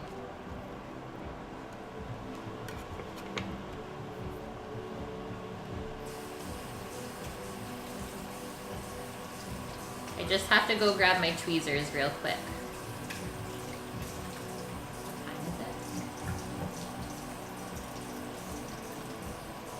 Oh, only 4:30. Okay. Yeah. And if anyone's wondering, we have 12 minutes left on our potatoes.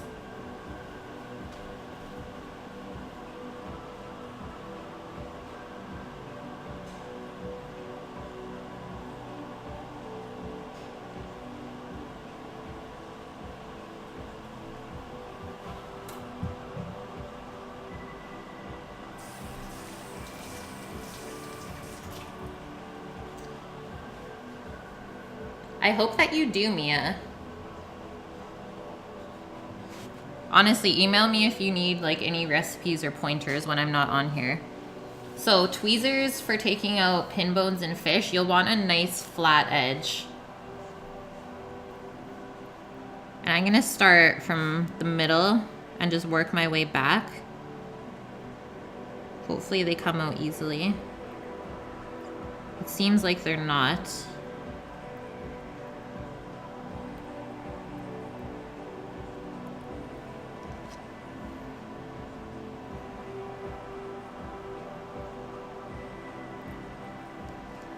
And then the only thing that usually happens is sometimes you get like a bunch of flesh that comes off as well. So if you don't care about eating bones in fish, by all means leave them in and pick them out once they're cooked.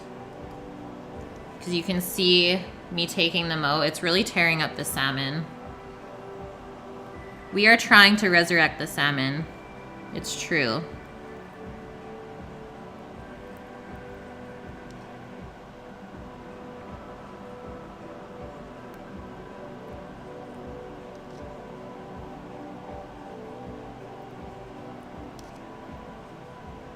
And there are quite a bit. It's very annoying. So always be thankful that you can buy fish that doesn't have these in them already.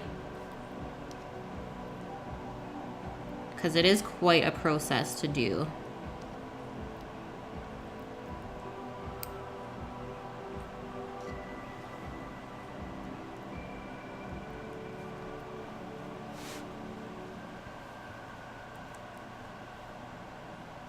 The thickest fillets.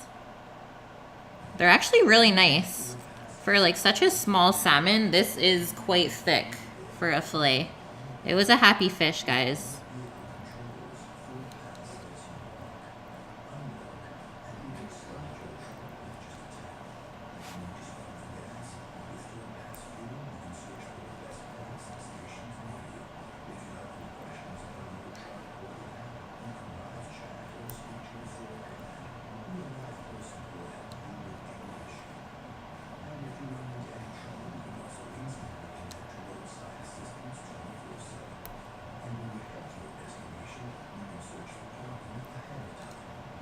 So tedious.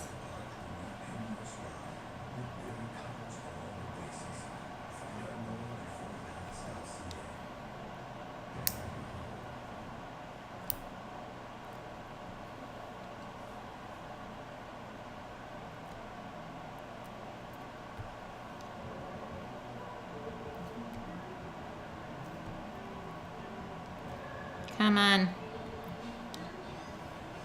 Okay, like 2 more.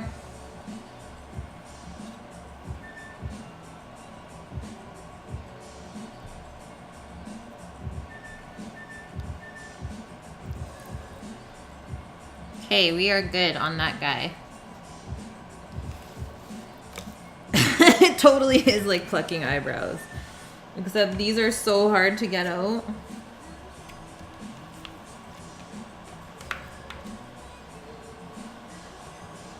Okay, next one. I'm gonna turn this.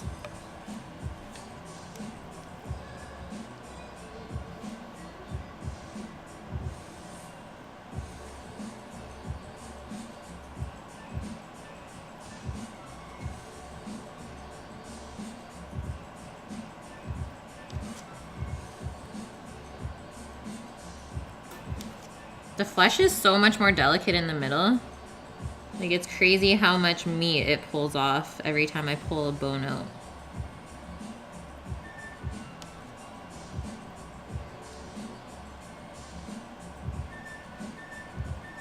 No!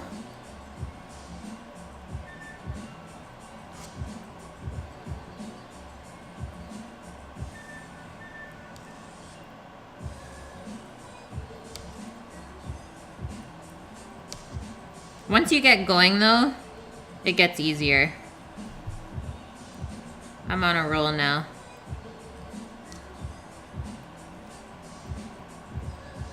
Like, there's probably a good 20 pin bones per fillet.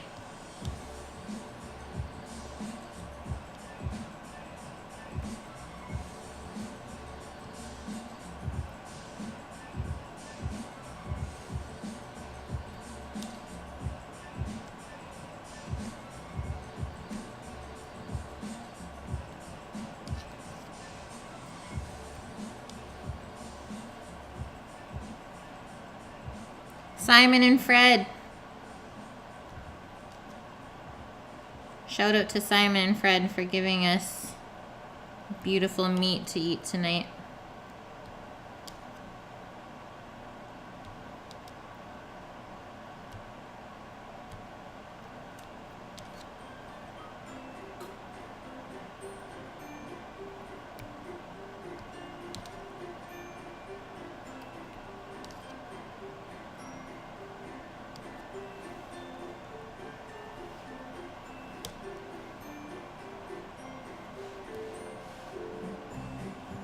Okay guys, I did it.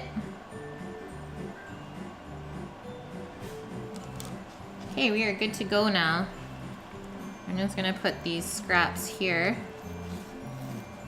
If you like making soups, I would use all this stuff to make like a salmon stock of sorts. But my freezer is so full that I cannot save this. It's true, yeah. Like, choking on a fish bone is always terrifying. You never know.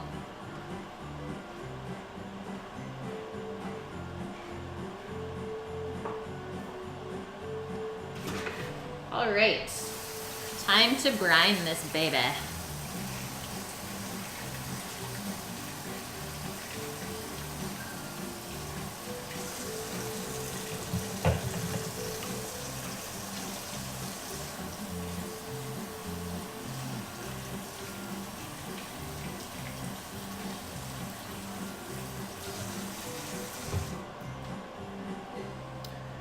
I do, so here is like the compost bins that we have to use for everything organic, Mia.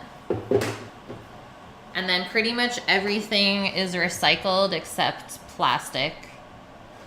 Sad to say. Except when I was in Vancouver, they were recycling plastic as well. So I think it just depends on the facility that you have by your house. Yeah, you'd be like, why is there bones in here? Okay, let's pour some sake into here. I estimated about a cup.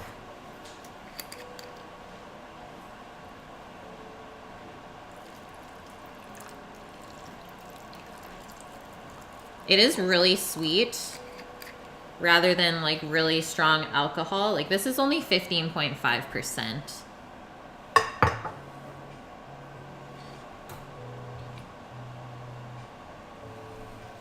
Give this a little stir.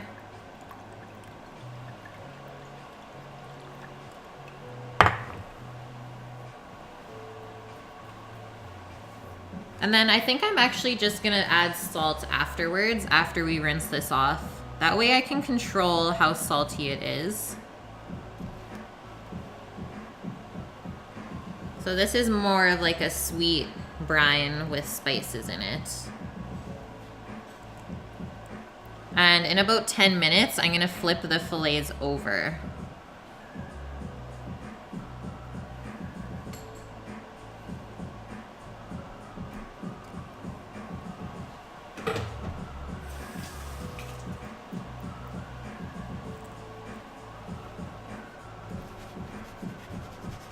I think they're pretty happy.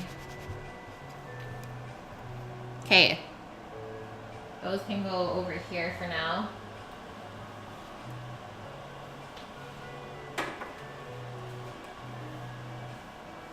And now we have 1 minute on our scalloped potatoes until we take the foil off. So I'll let you guys look at those when I take them out.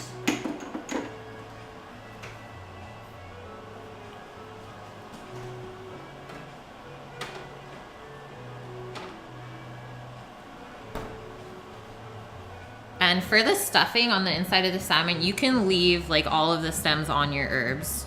Don't even worry about being fussy and picking it off. We're just using it for flavor more than a garnish, so it doesn't have to be pretty per se. And I'm probably not going to use all of this parsley. Probably like yay much. So half a bunch. Because this was quite a bit. Oh yeah, sorry Monocle. So the brine, I went over it earlier. I did a cup of sake, heated up a 1/4 cup of maple syrup with a teaspoon each of coriander and fennel seed, and then dropped the red onions in once that got hot. I let that cool down a bit, and then added the sake to that.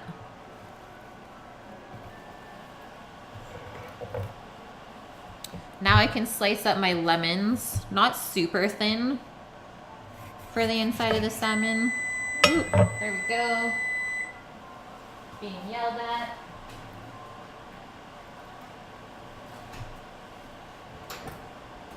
So So we're halfway there. Let's check this out. It smells fab, by the way.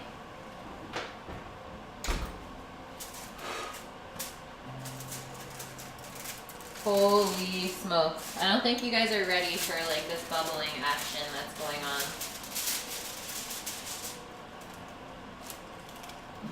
Oh.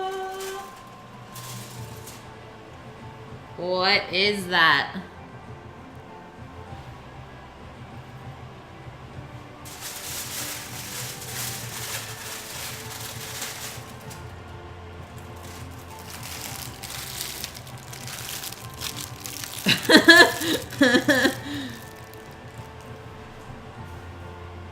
There is actually a book that you can buy from like way back when called Microwave Cookery.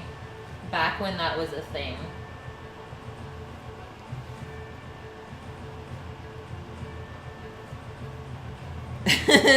Okay, so that's gonna go back in, guys. Do I need to do a close-up cheese? Cheesy!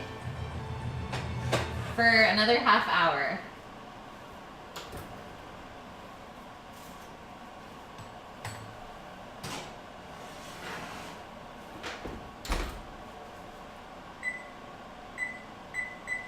So this last half hour kind of gives us a good gauge to prep the rest of our things and have everything done at the same time. So my salmon is gonna sit for about 5 more minutes. We're gonna flip it over.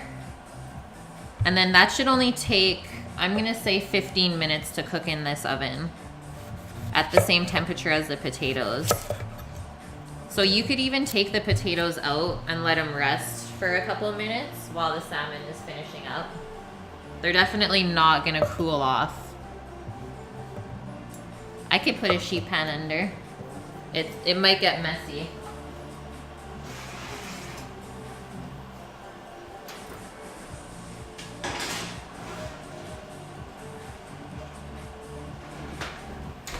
Yay, not cleaning dirty ovens.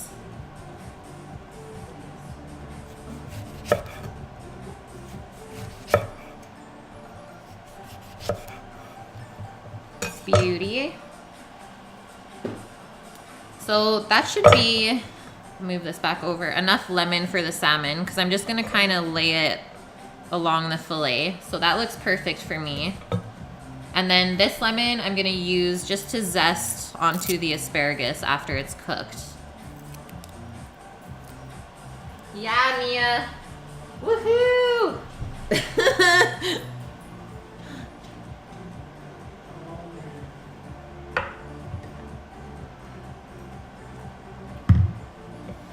So that's all ready.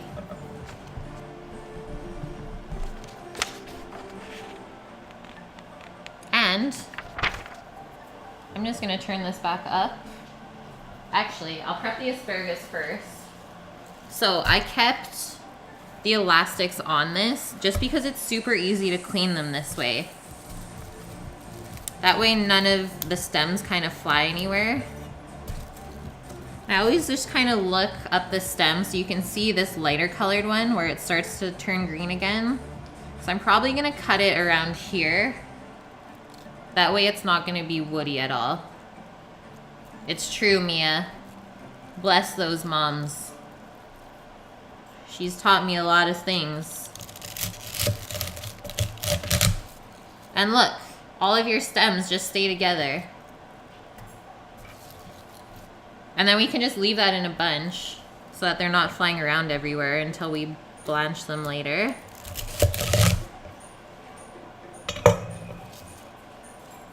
So that was easy. Perfectly trimmed asparagus, and then you just take the elastic band off and put the rest of the stems into the compost.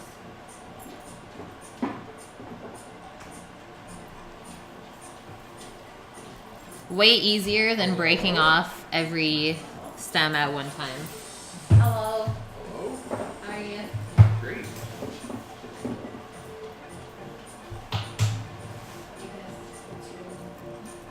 Not really. You should. Nicer. Victoria, it's nicer. And then I'm just gonna get a shallow pan kind of full with water for the asparagus. Only about an inch of water in there. You don't want to fully cover it. And then I'm also gonna salt the water so it's nicely seasoned.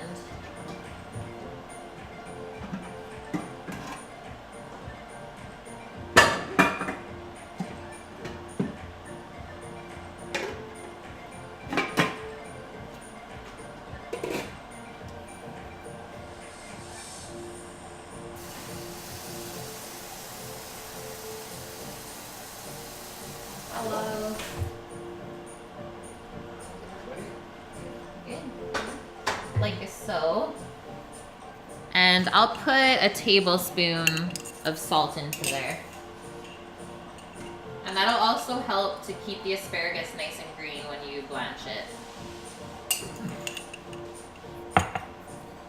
So that's ready to go. Let's check back to our salmon. Gonna give that a flip.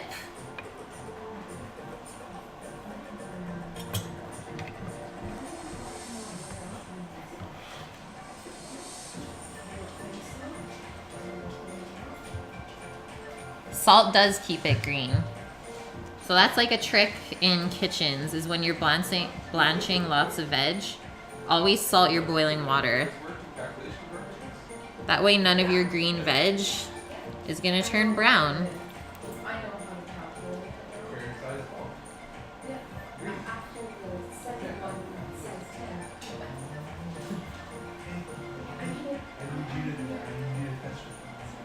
I think they're really happy in their bath. It does smell really good too, guys. Really, really good.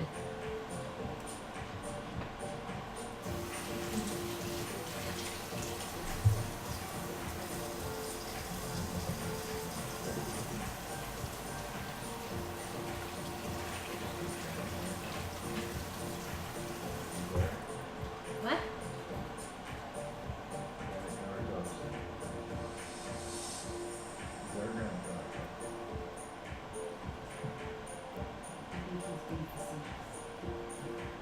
Oh, I never even saw your comment, Reverend Wayne.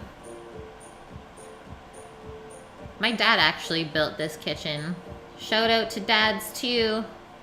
They're handy.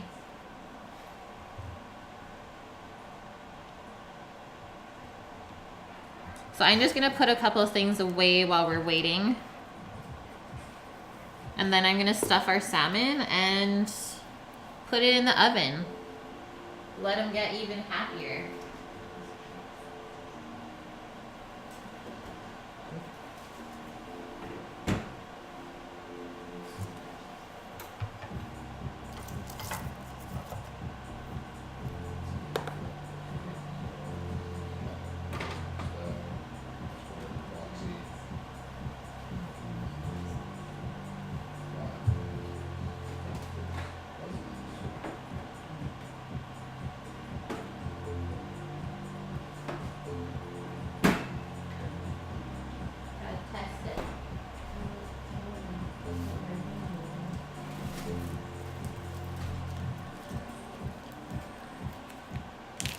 No, it is granite.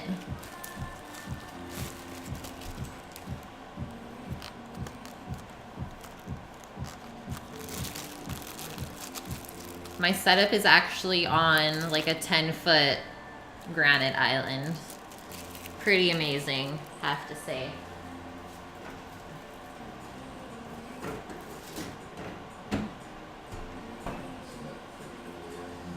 Okay, it's done.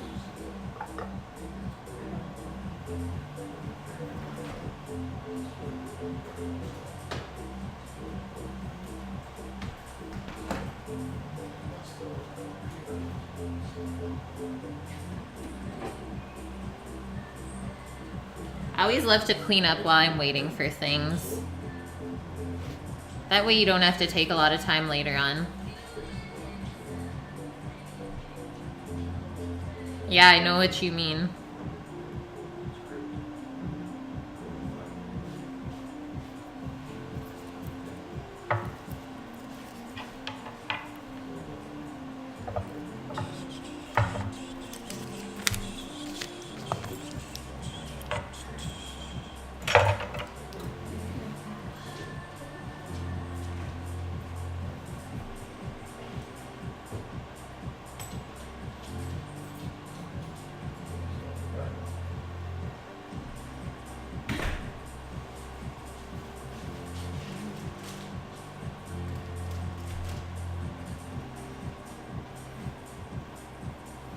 It's true, Monica. Okay. Oh, Monocle's here? Sam. Monica!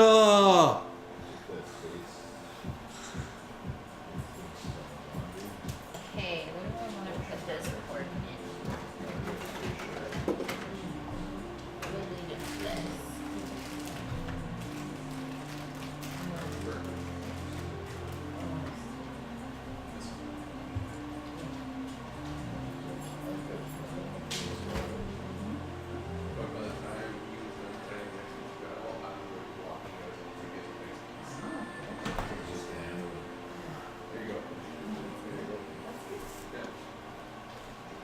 We're almost there, guys.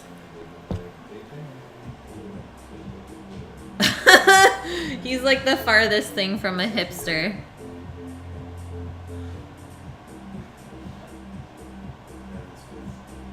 He's just a gamer kid.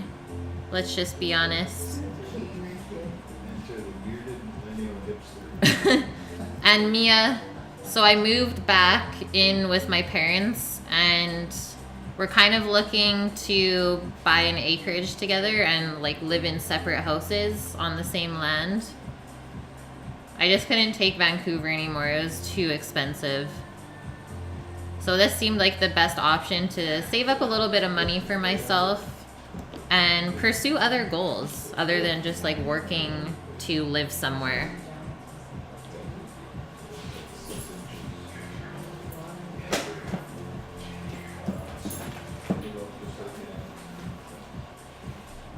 I'm pretty thankful that I am able to live with my parents because most people don't have that relationship.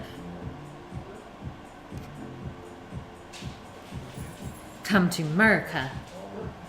Man, America is too crazy right now.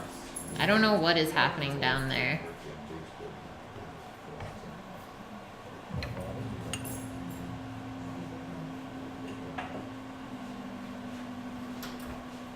Holy. I shouldn't have looked in the oven. It looks too good, guys. Too good. Okay, that's gone.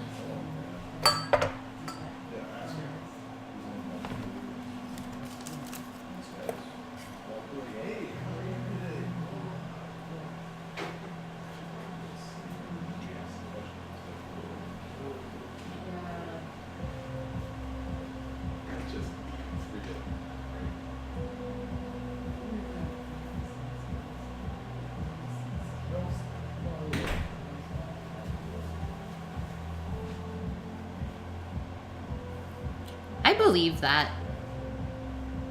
I believe that, Wayne.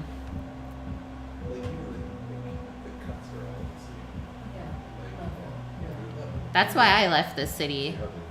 It was too nuts. The risk of dying is too much.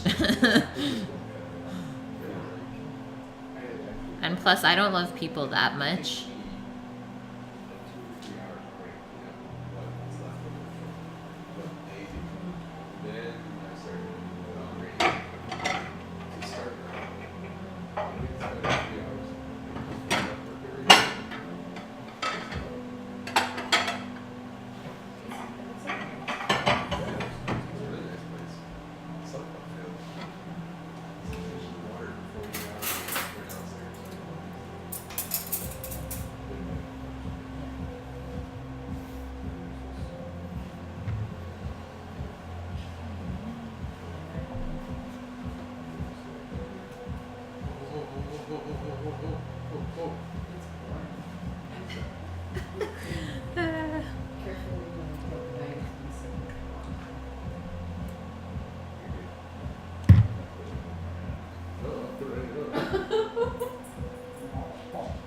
That's exactly how it felt. Like everyone was just out for themselves. You would think like in a city everyone would work together. That's not how it is. But that's okay. I'm always down to try something new. Oh, what's going on over there? gave us some whipped cream. Okay, I'm gonna check to see how my salmon is doing. I think I'm good to go to start to rinse this off, and then I can stuff it.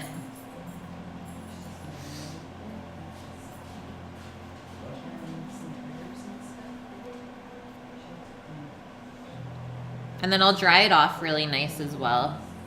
So just give me a sec, I'm just over by this sink.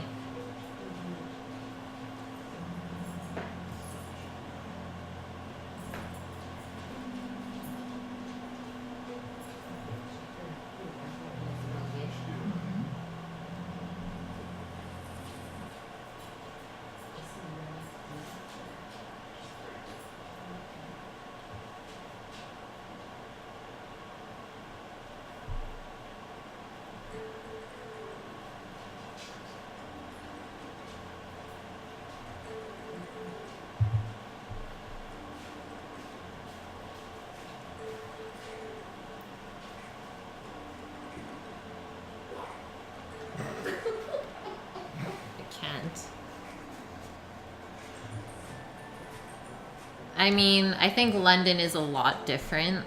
There's a lot of young people that go to school there.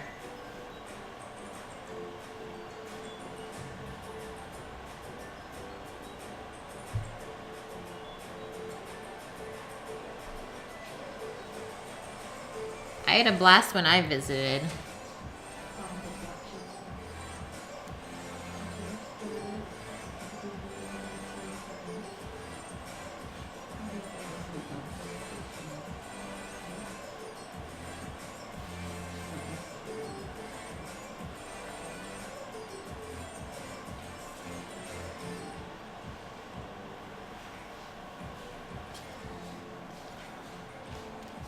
Nah, don't even get involved in it.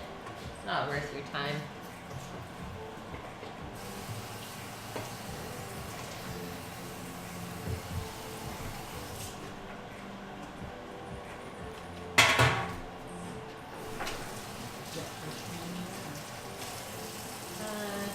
Yeah.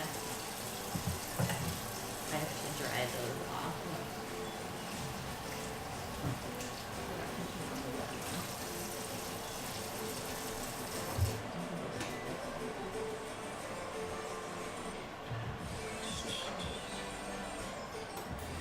Okay, let's get a look at these.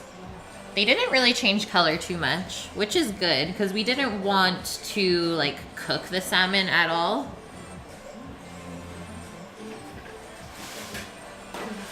Just wanted to put a little bit of extra flavor on there.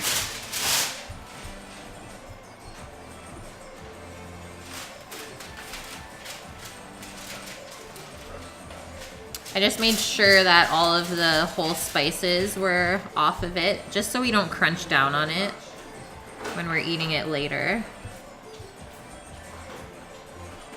There's one stuck in there.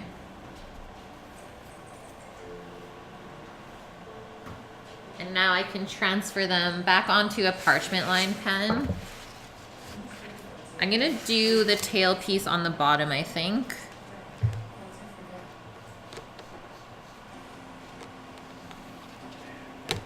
Actually, this one seems like it's bigger, so let's do that one on the bottom. That way it can be a nice bed for all of our stuffing ingredients. So first thing I'm gonna do is just put a little bit of salt on each fillet.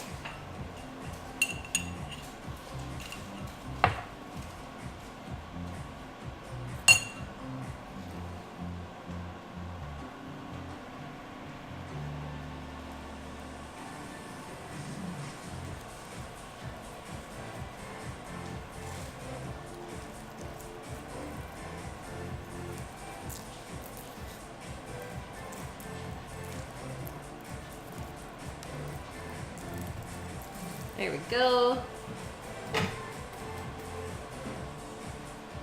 And then next thing going down will be our parsley. So just kind of spread that along. Try and make it as flat as you can.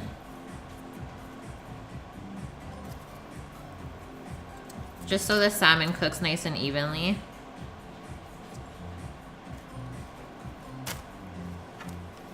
It's okay if some of the stems stick out as well. And then I'm gonna put the lemon in the middle, just so it doesn't overpower either side of the fillet. And then put the dill over top to kind of sandwich it.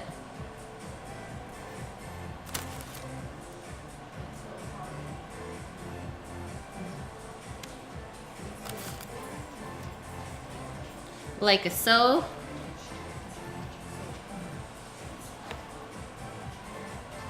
And then our top piece is going on.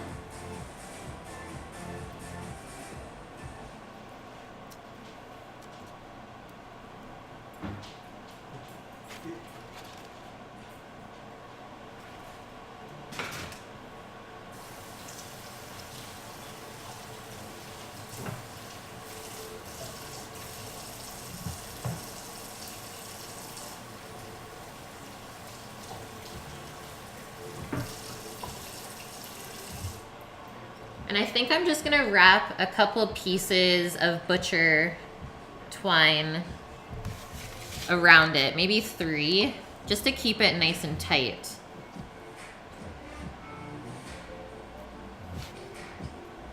What do you mean, which way does it go on, God? Yeah, I just wanted to make it really even.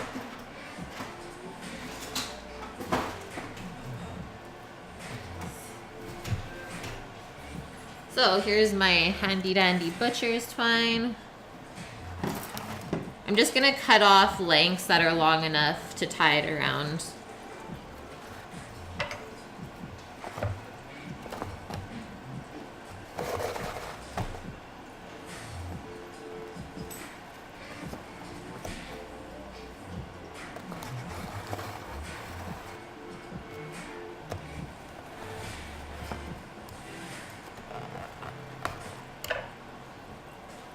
Let's do this. So I'm gonna go underneath.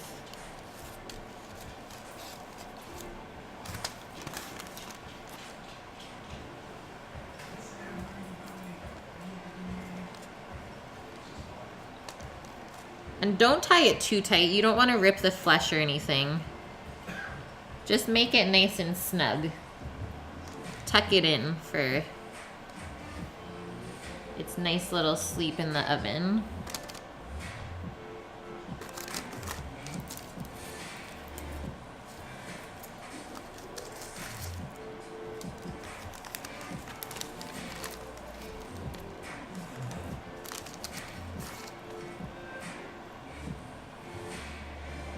And that way none of the herbs or lemon will fall out either when it's cooking.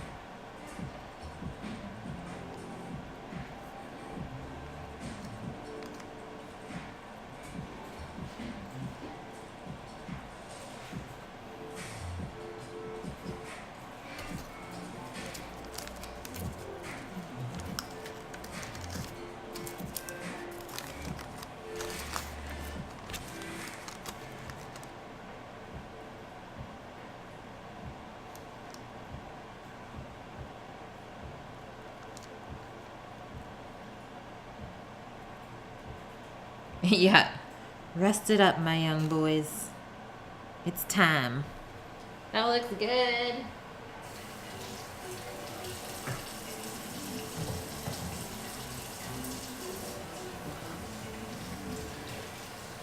Real looking better. Looks so good. Okay, now that can go in the oven. Get back in there, Lemon. It's trying to escape. I saw it too.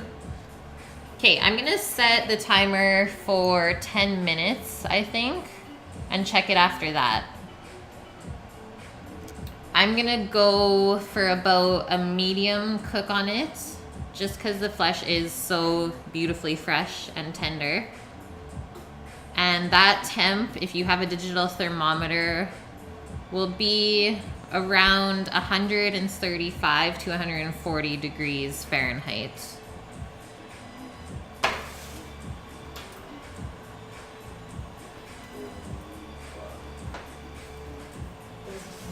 And this is going on the top rack of the oven. And you guys do not want to see the potatoes right now. You're not ready for that. I don't even think I'm ready for that. Show the oven. Okay.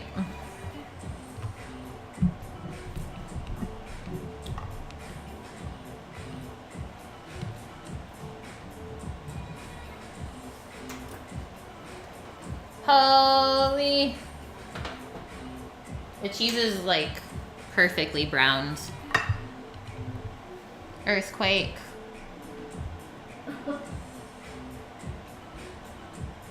But that recipe worked perfect because nothing is spilling over the pan. It's just like slowly bubbling up.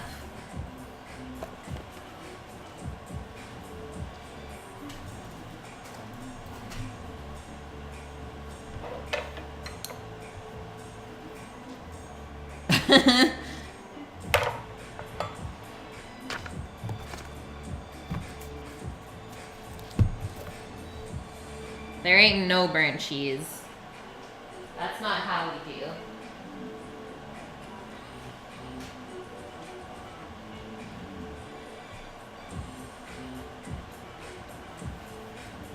Okay, so there's 4 minutes on there already. I don't want to really disturb that because then I can take the potatoes out and let them rest while the salmon finishes cooking. And then I'll adjust my timer after that. So I'll add another 5.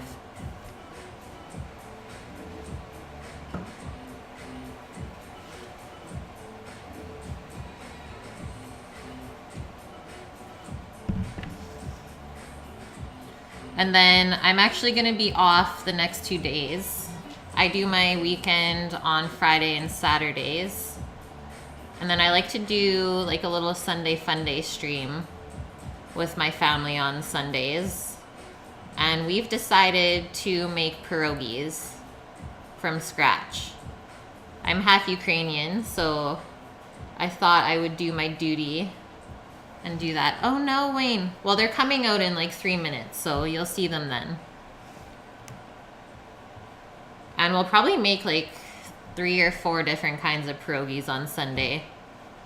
Probably like a classic cheese and potato filled, maybe a sauerkraut one, and probably blueberry as well. Duty. The dutiest.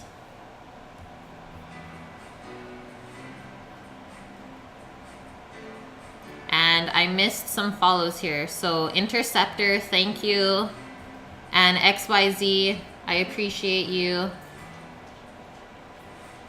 Cabbage rolls, I don't think are going down on that day. That will be a separate one.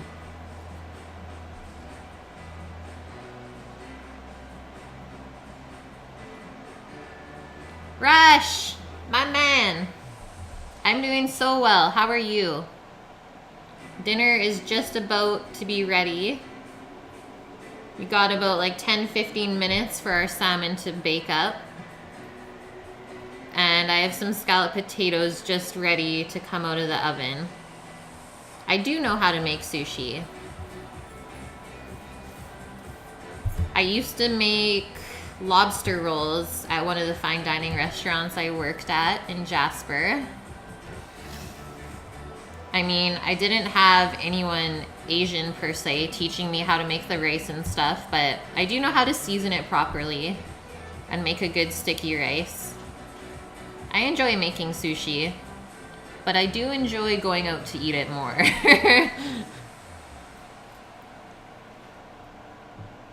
I can do a sushi stream though. Go pick up some nice fresh fish. Cut it all up myself. Dog. Dough's potatoes dough.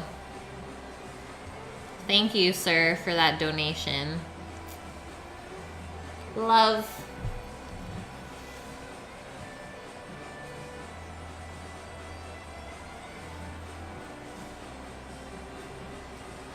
4K camera.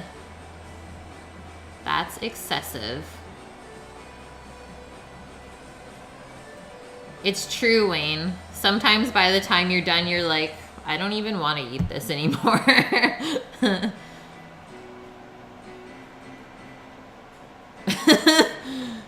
And then you could season your food with your tears, Mia.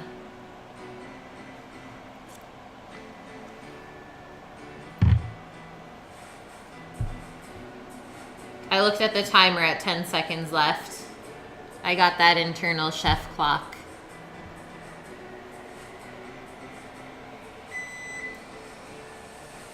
Okay. The moment we've been waiting for.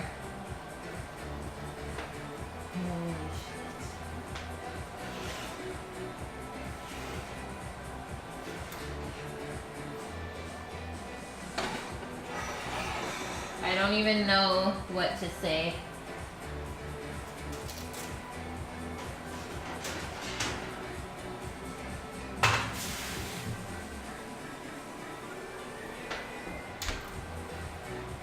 I got nothing.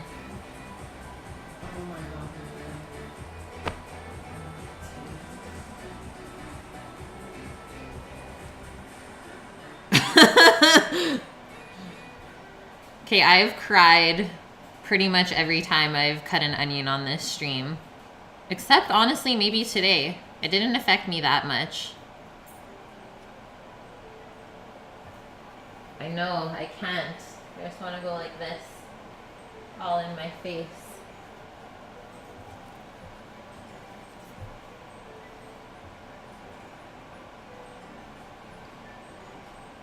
I'm just gonna let that cool off a bit.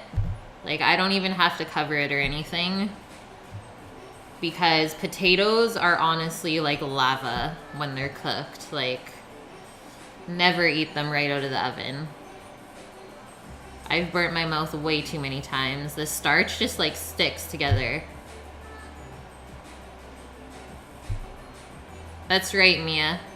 You are back, Yahtzee, just in time.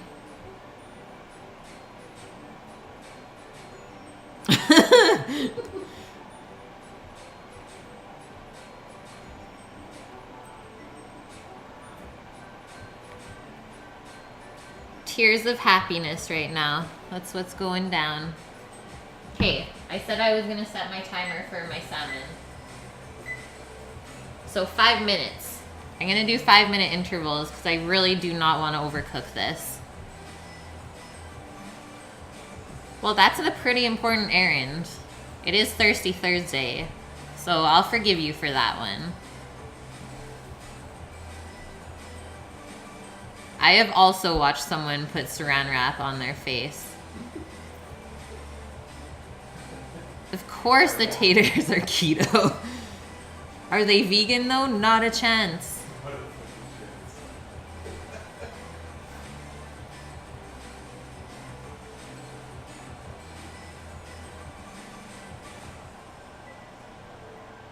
Yeah, I've had a chef wrap his face in like saran wrap. I feel like that's so dangerous though, because then you can't really see what you're cutting. Too terrifying.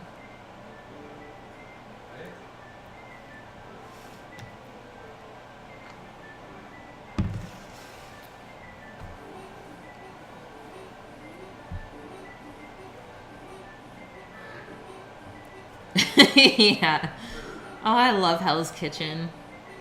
I really, really want to go to the one they just opened in Vegas. It looks amazing. Actually, when I was there in October, or no, not October, September, they were still building it. I got so pumped.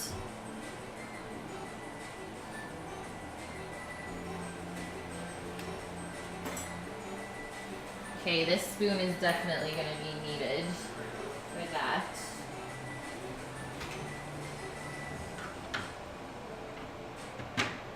And then probably just use a spatula for the salmon.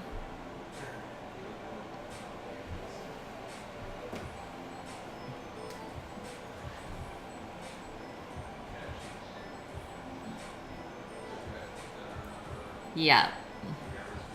I love the way he talks to them on that show. Chefs are not like that anymore.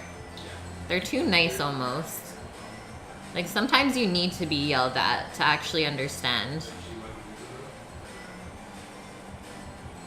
I feel like I gave her a ton of energy just from pulling those potatoes out of the oven. She's probably just like bouncing on her chair right now.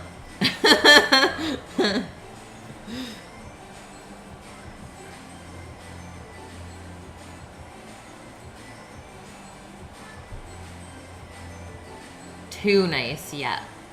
Yahtzee. So my friend Matt made the logo for me. He does some freelance graphic design work.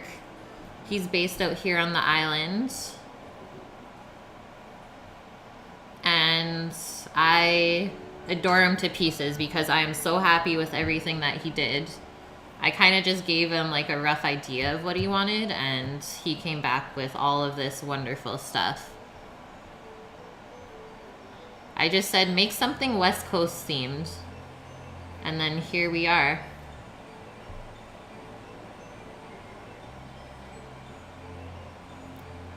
Really? Maybe just in Canada we're all too nice to each other then.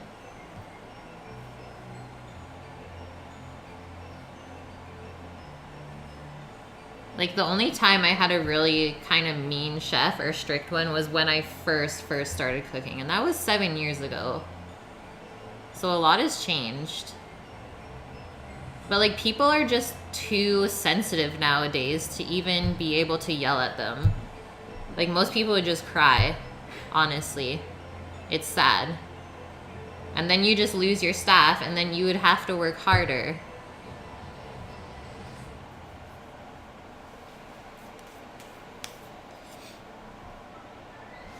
There's a fine line, I guess.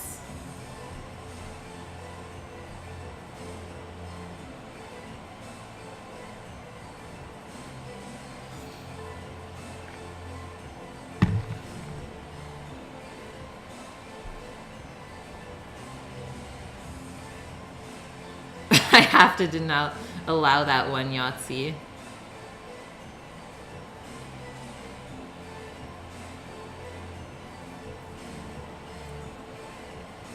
Black Forest cake. If you want to see it, I'll go grab it real quick. Oh, first the salmon.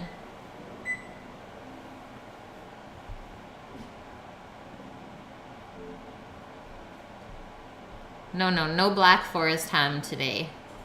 Just a cake. Yeah.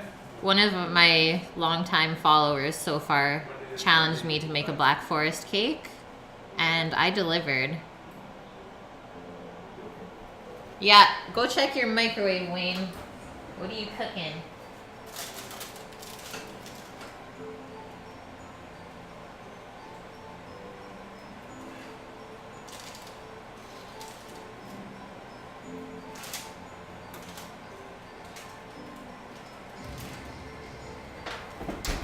Let's tempt this, babe. Dongs, you do not want to know. So what I was making in my last kitchen, $18.25 an hour. And that's after being a fully trained chef who's gone to school for 7 years, working in the industry. That's the highest that I was able to make.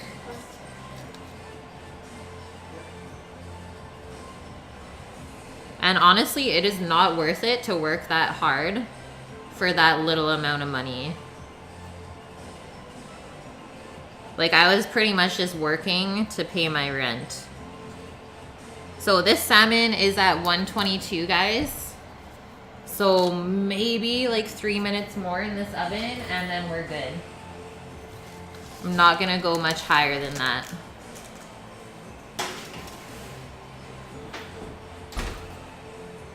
And also now I can turn on my pot for the asparagus.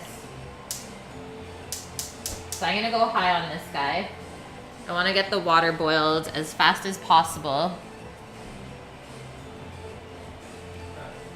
Yeah, being a chef is the lowest paid trade. I mean, you kind of know that going into it, but you don't realize how hard you do have to work when you're in that kitchen. Like, everyone just goes through culinary school and is like, oh, it's not that bad. But then you have to bust your ass every day for not much pay. Whereas, like, anyone can be a chef and call themselves a chef, and they might get paid more than you, even though they never went to school or anything.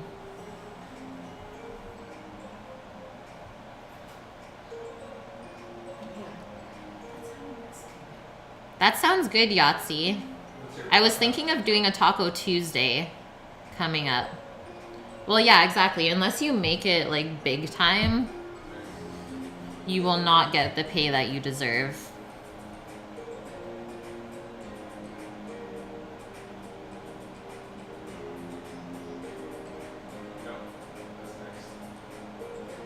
Taco Tuesday next Tuesday? I can make that happen. But, like, let's talk about electricians, say. Like, once they finish school, the first job that they get, they're already making about $20 an hour. So that doesn't make sense to me.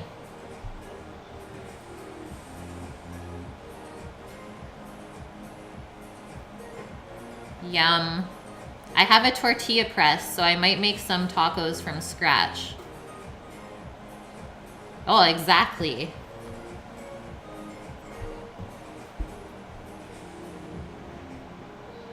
So yeah, after 7 years, I was just like, let's see if I can do something else. I don't have to be stuck in a kitchen all the time, like, to be able to cook. So that's why I started doing this. Oh, the hours are brutal. Especially, like, if you are the chef, then you're always on call. You never really get a day off.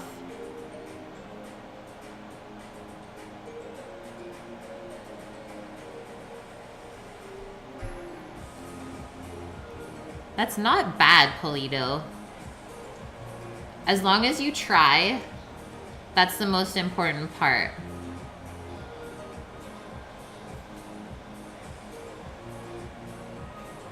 I didn't do a toothpick test, but if you want, I can. They cooked for an hour, so I know that they're good.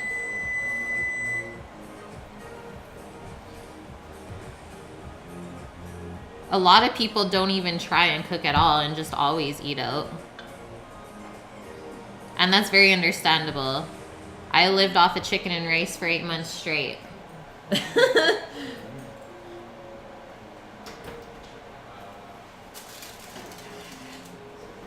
Okay, this guy is done.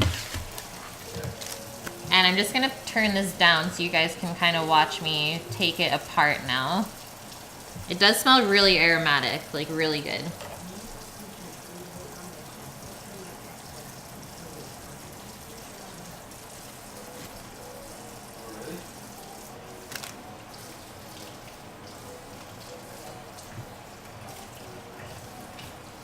Beauty. The skin's not ripping at all.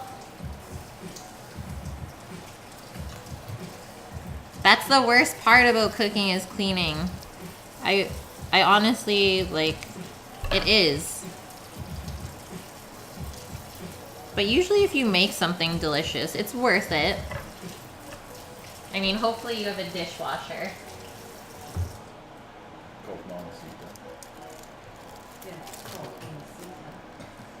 How is this top fillet?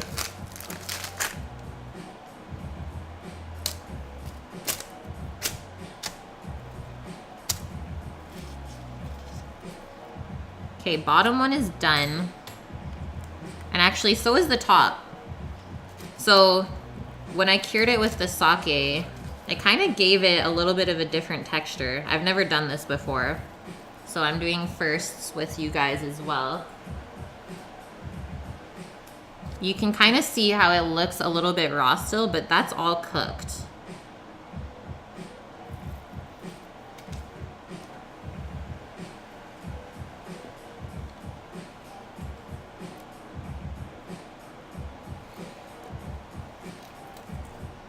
And then obviously your thinner pieces have cooked faster.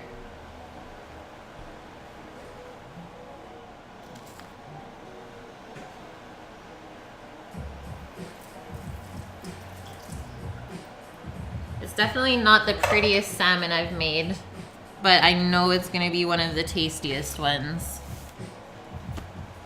Okay, just give me a sec, guys. I'm just gonna throw this asparagus in the water. And then we're pretty much there.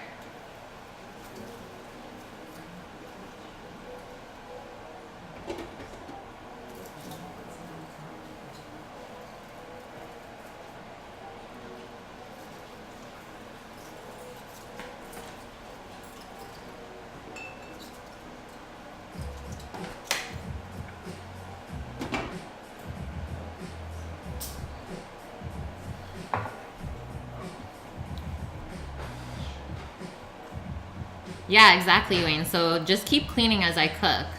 Like, if you watch me, you'll notice that I'm doing that the whole time.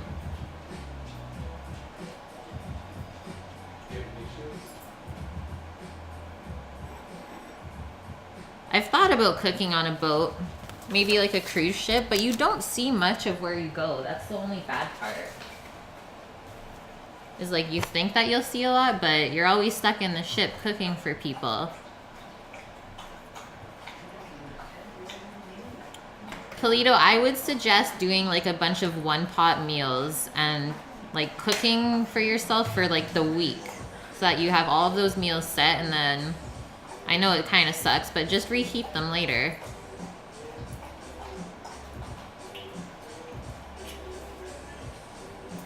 Cool. Okay, turning this back up. That's amazing.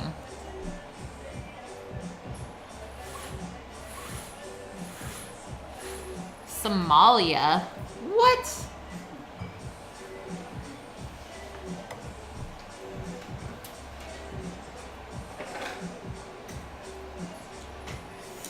And I also just want to interrupt and say this salmon would probably be really good cold too.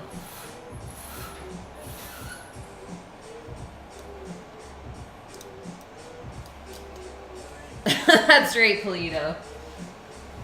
If you can't cook, find someone who can.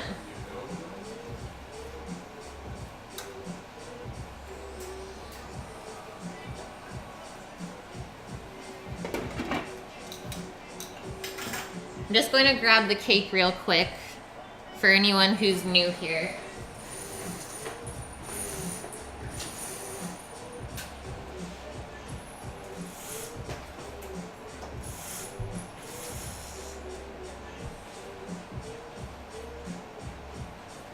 Dad's not ready for this.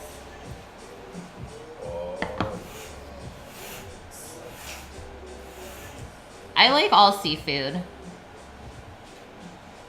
So I'll just put that down there for now.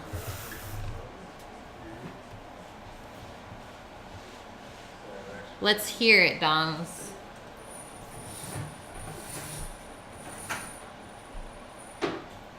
That's true. A lot of people just don't cook anymore.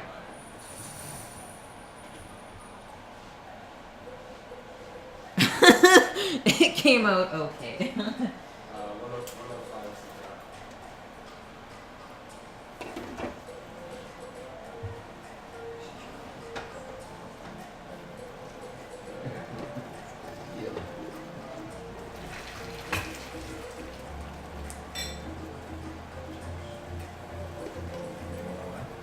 I'm okay for right now.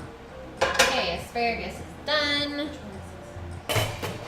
See how nice and green it stayed, Mia? I just need to zest some lemon. Crack a little bit of black pepper over top.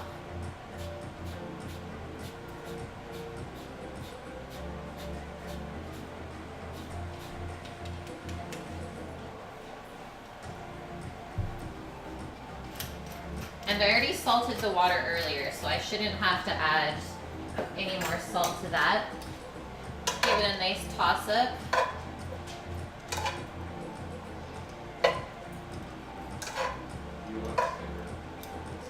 This should pair really well with the salmon and the richness of the potatoes. So I actually want to just kind of break up this fillet in front of you guys as well.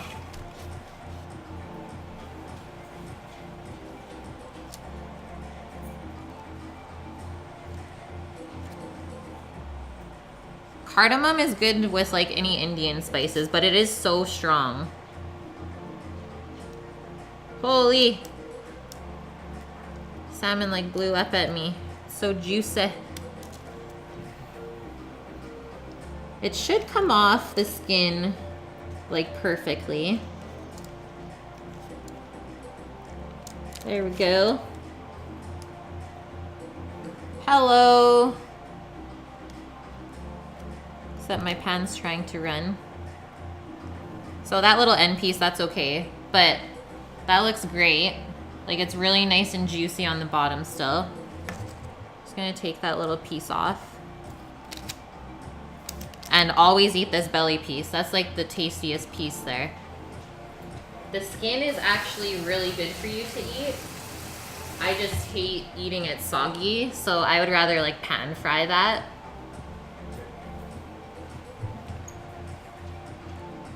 Now I'm just gonna build up a plate. Definitely not a fancy meal today. At least not in my books. Starting with the potatoes.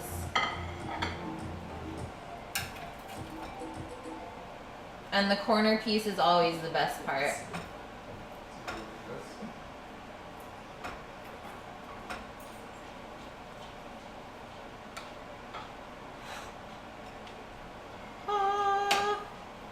Look how nice and thick that sauce came out.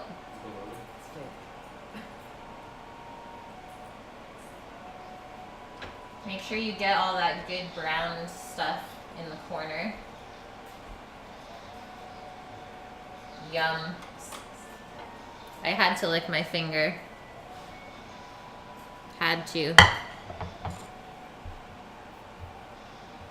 I didn't see this follow. Daniela, thank you for the follow. Okay, I'm gonna turn this down. Move this guy over. Get our cake back in here. Because that's the real important thing here.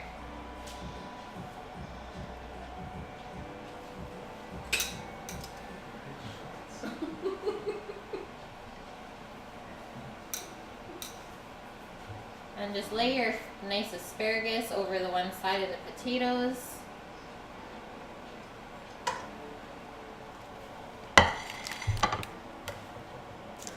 And then we can just prop up our salmon on the other side there.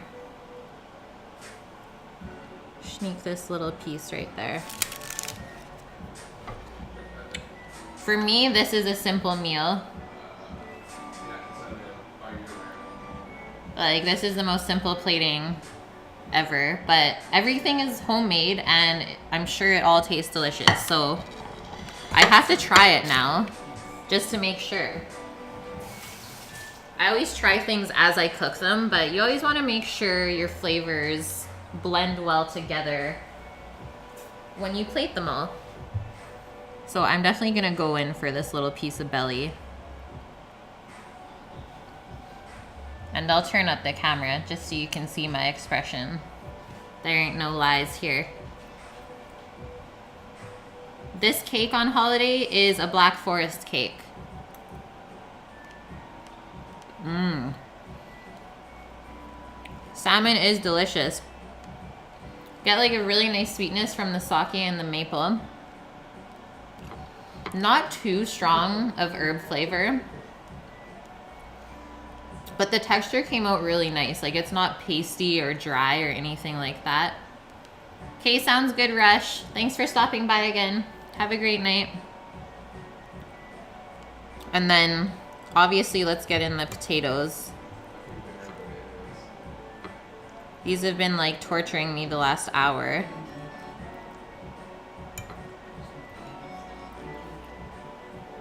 Nice little scoop there. See how like steamy they still are, and they've been sitting there for a good 10-15 minutes.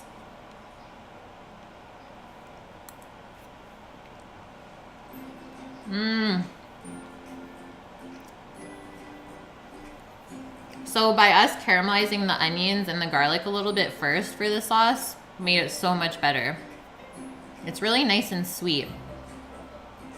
Yeah, I'll be putting a photo up on Instagram. And then here's our little asparagus. Super thin. I'm just gonna eat this with my hands.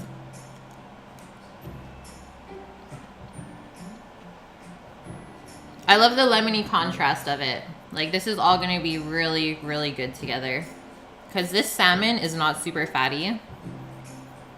If you had Atlantic salmon, I probably wouldn't make that with the rich potatoes. So yeah, guys. This is a nice, I wouldn't say super healthy meal, but it'll make you feel really good. And I use sake in it because it's Thirsty Thursday. And then my thickness for today was obviously this cake, and that will make you thick. So if you need to put on some weight, Black Forest cake is the way to go.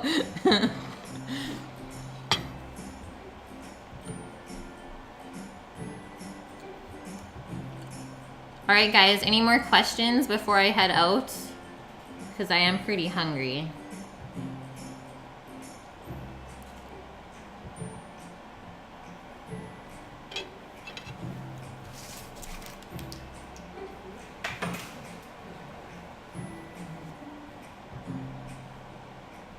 Oh, they appreciate me so much. I know that they do.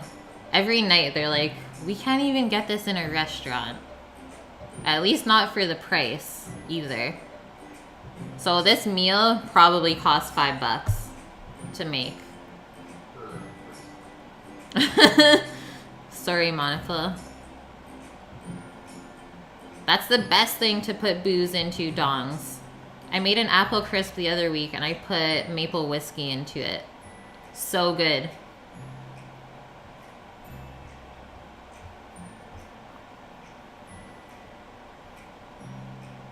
We go out once a week. So tomorrow is my go out day. And once again, I'll just remind you, I am off the next 2 days. But if you have any questions, feel free to email me. cookwithkate@gmail.com, all lowercase. And I'll be back on Sunday around 4 p.m. probably, PST. And pierogies will be going down. So if you've never made pierogies, definitely catch that stream because everything's going to be made by hand. Oh, I do Yahtzee. Okay, see you Sunday, Mia. Bye, everyone. Thanks for watching.